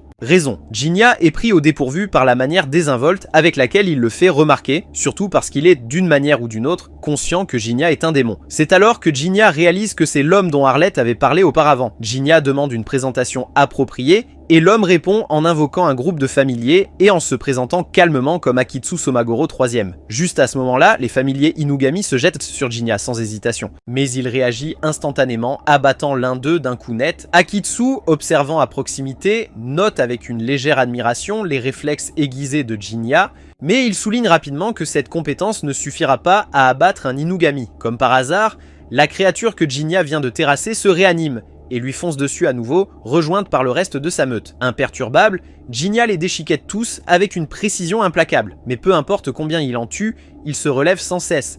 Et c'est alors qu'il réalise que ce combat n'a pas de fin. Jinya active rapidement son invisibilité, et Akitsu remarque avec intérêt que cela doit être sa capacité spéciale. Cependant, les Inugami suivent facilement sa présence malgré son invisibilité, forçant Jinya à les abattre à plusieurs reprises alors qu'il charge. Voyant ce cycle sans fin continuer, Jinya décide de désactiver son invisibilité. Akitsu est surpris, se demandant pourquoi Jinya abandonnerait une capacité aussi rare. Mais Jinya répond calmement qu'il se contentera de recourir à un autre moyen puisque l'invisibilité s'est avérée inefficace. En voyant instantanément l'Inugami attaquant, il se précipite vers Akitsu à une vitesse fulgurante. Akitsu bloque tout juste l'attaque de Jinya, mais est tout de même violemment projeté en arrière. Jinya se précipite à nouveau et effectue une autre entaille, seulement pour découvrir qu'il ne s'agissait que d'une illusion. Immédiatement, les Inugami reprennent leur assaut incessant, submergeant Jinya par leur nombre. Akitsu, sûr que Jinya doit maintenant être fini, se retourne pour partir, mais Jinya arrête sa fuite, incitant Akitsu à remarquer que Jinya reste complètement indemne. Akitsu exige de savoir comment il a survécu indemne et Jinya explique calmement que ses Inugami sont simplement au niveau des démons de haut niveau. Puis, de manière étonnante, Jinya invoque ses propres Inugami, les lançant directement contre Akitsu et il est stupéfait quand il réalise que Jinya a d'une manière ou d'une autre pris le contrôle de ses Inugami. Et avec nulle part où courir, Jinya le presse, déclarant qu'ils doivent avoir une conversation. Il informe Akitsu qu'il a des questions, promettant de ne pas lui faire de mal s'il coopère, Akitsu demande prudemment ce qui se passera s'il refuse, et Jinya répond simplement qu'il le découpera et extraira de force les informations de lui. Souvenir. Comprenant qu'il est clairement surpassé, Akitsu accepte à contre-cœur de coopérer. Pourtant, Jinya est certain qu'Akitsu n'a pas encore révélé toute sa force, tout comme Akitsu lui-même est sûr que Jinya retient aussi son plein potentiel. Akitsu accepte de répondre aux questions de Jinya, demandant d'abord la permission de récupérer les chiots, ce que Jinya lui permet de faire. Akitsu remarque que Jinya est peut-être trop confiant et que cela pourrait facilement le tromper. Un jour, Jinya espère à voix haute qu'il ne prévoit pas d'être celui qui essaie, mais Akitsu dit de se détendre car il ne le fait pas, et lui dit d'attendre une seconde pendant qu'il rassemble ses Inugami. Il ramasse ensuite les petites poupées laissées derrière par elle, et leur dit tranquillement qu'il leur fera des offrandes appropriées une fois qu'ils seront à la maison. Jinya s'enquiert des petits objets, et Akitsu révèle qu'ils sont connus sous le nom de Dog Hariko, questionnant si Jinya a déjà rencontré le concept de Tsukumogami. Il explique que ce sont des objets imprégnés de sentiments, en notant que les émotions humaines possèdent une unicité. Pouvoir. Si les émotions négatives peuvent se manifester sous forme de démons, il est tout aussi plausible que les émotions résidant dans les objets se matérialisent. Jinya comprend rapidement, réalisant qu'Akitsu peut exploiter les émotions contenues dans les objets, les transformant en démoniaques. Entité. Akitsu le confirme, précisant qu'il peut effectivement produire des Tsukumogami, clarifiant qu'il n'est pas un contrôleur de Shinigami, comme un Onmyoji. Jinya se souvient qu'Akitsu a mentionné précédemment qu'il est le troisième, ce qui l'incite à demander si Akitsu appartient à une lignée de bannisseurs d'esprit. Akitsu le corrige, déclarant qu'ils ne sont pas exactement une lignée familiale. Il ne compte pas sur des méthodes transmises de génération en génération. En revanche, Akitsu représente une école particulière. Le Somagoro Akitsu original n'était qu'un artisan exceptionnellement talentueux, dont les créations ont été imprégnées de âme. Peu à peu, il maîtrisa la formation de ces âmes en Tsukumogamis et finit par concevoir un sort pour les contrôler. Lorsque le premier Somogoro se retira dans l'isolement, son apprenti prit son nom et maintenant Akitsu lui-même est le troisième à le porter. Akitsu souligne que le nom Somogoro Akitsu représente l'artisan, pas une lignée familiale de bannisseurs d'esprit. Après s'être excusé pour sa digression, il demande le nom de Jinya, à laquelle Jinya se présente rapidement. Ensuite, Jinya fait remarquer qu'Akitsu a vendu le Kanzashi à une femme hier. Akitsu se souvient qu'il n'a pas vraiment vendu le Kanzashi, mais l'a plutôt donné gratuitement. Jinya explique qu'une fois que la fille a porté le Kanzashi, son comportement a radicalement changé, ce qui l'a amené à demander à Akitsu d'expliquer l'origine de l'objet. Akitsu affirme qu'il s'agit simplement d'un Kanzashi ordinaire, mais remarquant quelque chose de particulier à propos de Jinya, il promet qu'il s'occupera du problème avec la fille à condition que Jinya range son épée. Jinya exprime prudemment l'espoir qu'Akitsu ne le trompe pas, à quoi Akitsu le rassure en disant qu'il parle honnêtement, ajoutant que Jinya n'a pas d'autre choix que de lui faire confiance. La scène change ensuite alors que Jinya retourne au restaurant de soba plus tard dans la soirée, apercevant Natsu qui attend dehors. Lui, elle est ravie de le voir revenir, ce qui pousse Jinya à lui demander si elle l'a attendu tout ce temps. Natsu confirme qu'elle l'a fait, lui rappelant qu'il lui avait demandé d'attendre. Il s'excuse pour son retard, mais elle n'est pas préoccupée, déclarant avec confiance qu'elle savait qu'il reviendrait finalement. Et ensemble, ils commencent à marcher lentement dans la nuit. Alors qu'ils se promènent, l'attention de Jinya tombe sur un saule pleureur enneigé, ce qui le pousse à s'arrêter et à décrire à Natsu comment ces fleurs tombent doucement comme des flocons de neige au printemps. Impressionnée, elle remarque qu'il semble remarquablement bien informé sur les plantes et le surnomme affectueusement encore une fois frère. Il proteste doucement, avouant qu'il n'aime pas particulièrement qu'on l'appelle frère, car cela lui donne l'impression que quelqu'un a aperçu son point le plus faible. Cela lui rappelle vivement ceux qu'il n'a pas pu protéger, évoquant des promesses non tenues et les échecs. Il admet tranquillement qu'il n'a jamais vraiment été un grand frère, ni pour elle ni pour Suzu. Natsu réfute immédiatement cette affirmation, affirmant fermement que ce n'est pas vrai. Elle explique simplement qu'un oiseau n'a pas besoin de raison pour se blottir près d'une fleur épanouie, tout comme les frères et sœurs n'ont pas besoin de raison pour rester connectés. Peu importe les circonstances, le lien entre eux reste incassable. Elle exprime une joie sincère d'être enfin réunis après tant de temps séparés, le rassurant avec confiance qu'il retrouvera également son propre chemin, tout comme elle l'a fait. Hésitant, il demande si elle pense vraiment qu'il le trouvera, et elle lui assure avec confiance qu'il le fera, soulignant que c'est précisément le but de la vie. Jinya la remercie chaleureusement de l'avoir écouté patiemment, et lui tend le kogai qu'il a reçu du propriétaire de la boutique de soba, expliquant doucement que cela représente son autre. Moitié. Il se souvient clairement de ce qu'Akitsu lui a dit, de livrer le kogai à la fille, après quoi tout devrait revenir à la normale. Natsu accepte avec joie le kogai, ravi de toucher à nouveau son frère, et le remercie doucement. Quelques instants plus tard, l'âme résidant dans le Kanzashi se transforme en moineau, s'envolant gracieusement hors du corps de Natsu. Natsu s'effondre doucement et Jinya la rattrape rapidement. Akitsu arrive, félicitant chaleureusement Jinya pour sa gestion habile de la situation, puis explique que si les deux objets, le Kanzashi et le Kogai, ont été fabriqués par le même artisan, ils sont généralement considérés comme des frères et sœurs. Cependant, étant donné que les Kanzashi sont féminins et les Kogai masculins, ils peuvent spécifiquement représenter un frère et une sœur. Akitsu suppose que le Kogai de Jinya doit en effet être une autre création de Somogoro, expliquant que le Kanzashi l'a reconnu comme frère précisément parce qu'il possédait son pendant correspondant. Pièce, Jinya révèle qu'il croyait au début que le Kanzashi incarnait les émotions de quelqu'un de longtemps parti, ce qui expliquerait pourquoi Natsu, sous son influence, cherchait désespérément son frère, le conduisant à conclure par erreur qu'il devait ressembler au frère d'origine du Kanzashi. Akitsu remarque légèrement que ces choses n'arrivent que dans les contes de fées, poussant Jinya à réaliser que le Kanzashi cherchait simplement le Kogai. Réfléchissant tranquillement, Jinya s'émerveille du nombre de choses mystérieuses et extraordinaires qui existent dans ce monde, ce qui amène Akitsu à le taquiner que cela ne ressemble guère à des paroles venant d'un démon. Akitsu exprime son soulagement que finalement le Kanzashi ait pu se réunir avec son frère ou sa sœur, ce qui amène Jinya à se demander à haute voix où pourrait mener son prochain voyage. Akitsu répond avec assurance qu'il ira probablement quelque part de lointain, finissant par s'installer dans un endroit auquel il se sent vraiment lié. Il note doucement qu'ils ne découvriront exactement ou que lorsqu'un jour, ils demanderont eux-mêmes au moineau, et Jinya espère chaleureusement qu'il trouvera bientôt son vrai chez-soi. Maison. Après une pause, Akitsu annonce qu'il est temps pour lui de partir, ce qui incite Jinya à se demander s'il est vraiment acceptable de laisser simplement un démon partir librement. Akitsu le rassure tranquillement qu'il n'y a pas de mal à ça, lui rappelant avec insistance qu'il a déjà ignoré la nature démoniaque d'Ofyu, donc laisser passer un autre démon n'est pas vraiment un grand pas. À ce stade, Akitsu comprend clairement que Jinya ne représente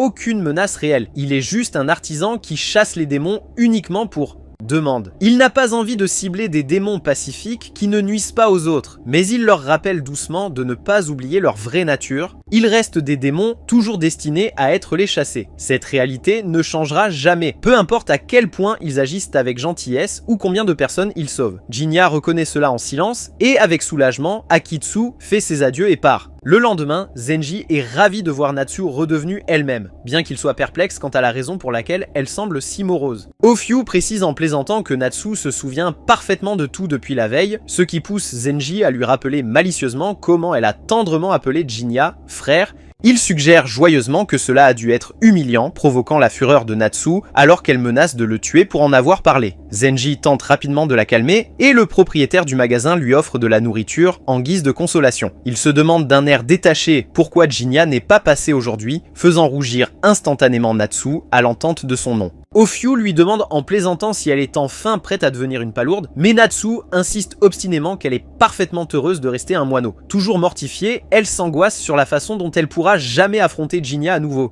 Pendant ce temps, Jinya croise Arlo en errant dans les rues. Il fait remarquer avec ironie qu'il est un peu tôt pour qu'elle commence à charmer les hommes. Mais elle répond rapidement qu'elle est simplement venue dire bonjour par souci sincère. Elle le gronde doucement d'être toujours si froid envers elle et lui suggère de discuter puisqu'ils se sont croisés de toute façon, lui offrant quelques rumeurs intrigantes qui pourraient lui être précieuses. Juste à ce moment-là, le son d'un moineau qui chante parvient à leurs oreilles, ce qui pousse Arlo à mentionner qu'elle entend ce son depuis la nuit dernière. Elle se plaint qu'elle a à peine dormi à cause de cela, trouvant étrange que l'oiseau semble être constamment présent, à proximité. Elle est perplexe quant à ce qui se passe, tandis que Jinya se souvient qu'Akitsu a mentionné que les sentiments finissent par retrouver leur vrai chemin. Appartenir. En réalisant que ce moineau doit être le même qui s'est envolé de Natsu hier soir, Jinya reste pensif, laissant Arlo lui demander curieusement ce qu'il a en tête. L'histoire progresse ensuite jusqu'à l'année 2009 où la mère de Miyaka félicite sa fille pour sa beauté dans sa tenue de prêtresse. Miyaka est gênée et demande à sa mère pourquoi elle insiste tant pour qu'elle devienne prêtresse, s'inquiétant que ce serait humiliant si un de ses amis passait et la voyait habillée de cette façon. Sa mère explique que ce rôle est quelque chose que toute fille née dans leur sanctuaire doit accomplir, ajoutant que sa propre mère lui avait demandé de respecter deux traditions importantes et de les transmettre aux générations futures. La première est d'incorporer le caractère pour chevalier dans le nom de chaque fille née dans la famille, tandis que la seconde est de s'assurer que la lignée des prêtresses n'est jamais interrompue. Miyaka se demande à haute voix pourquoi sa grand-mère aurait demandé quelque chose comme ça, mais sa mère avoue qu'elle n'est même pas entièrement sûre de sa signification. Sa mère continue doucement, affirmant que même s'ils ne peuvent pas complètement saisir la signification de la tradition, cela devait être important pour la personne qui l'a initialement établi. Par conséquent, le protéger n'est pas tant une question de tradition elle-même, mais plutôt de préserver les sentiments qui la sous-tendent. C'est pourquoi ils doivent continuer à utiliser le kanji pour chevalier dans leur nom. Elle laisse ensuite Miyaka seule pour préparer le dîner, laissant Miyaka confuse et se demandant ce que sa mère vient d'expliquer, bien qu'elle continue de balayer les terrains du sanctuaire avec diligence, principalement pour rester au chaud. Juste à ce moment-là, Jinya s'approche d'elle et lui demande si elle est une prêtresse du sanctuaire, expliquant qu'il a quelque chose à lui demander. Miyaka le corrige rapidement en précisant qu'elle n'est pas simplement une prêtresse, mais plutôt une Itsukaim. Entendre ce titre étonne Jinya profondément. Et bien que Miyaka admette qu'elle-même n'est pas sûre de ce qu'est exactement un Itsukaim, elle l'informe qu'il s'agit d'un titre traditionnel détenu au sanctuaire de Jinta. La mention du sanctuaire de Jinta choque encore plus Jinya et des larmes lui montent aux yeux alors qu'il est submergé par la réalisation que le chef a vraiment réussi à préserver cet endroit pour qu'il puisse un jour revenir. Avec une gratitude sincère, il remercie chaleureusement Miyaka de le lui avoir partagé et se tourne vers partir. Miyaka l'arrête rapidement, lui rappelant qu'il était venu initialement pour demander quelque chose, mais Jinya répond doucement qu'il a déjà trouvé la réponse qu'il cherchait et la scène se déplace ensuite vers une cérémonie d'entrée à l'école où Miyaka est parmi les nouveaux élèves présents. De manière inattendue, Jinya est également présent pour une raison quelconque, prenant Miyaka complètement par surprise lorsqu'elle le remarque là aussi. Merci d'avoir regardé. Si vous avez apprécié le récapitulatif et êtes impatient du prochain épisode, assurez-vous de liker, de vous abonner et d'activer la cloche de notification pour ne pas manquer nos para não perder récapitulatifs. nossos resumos diários.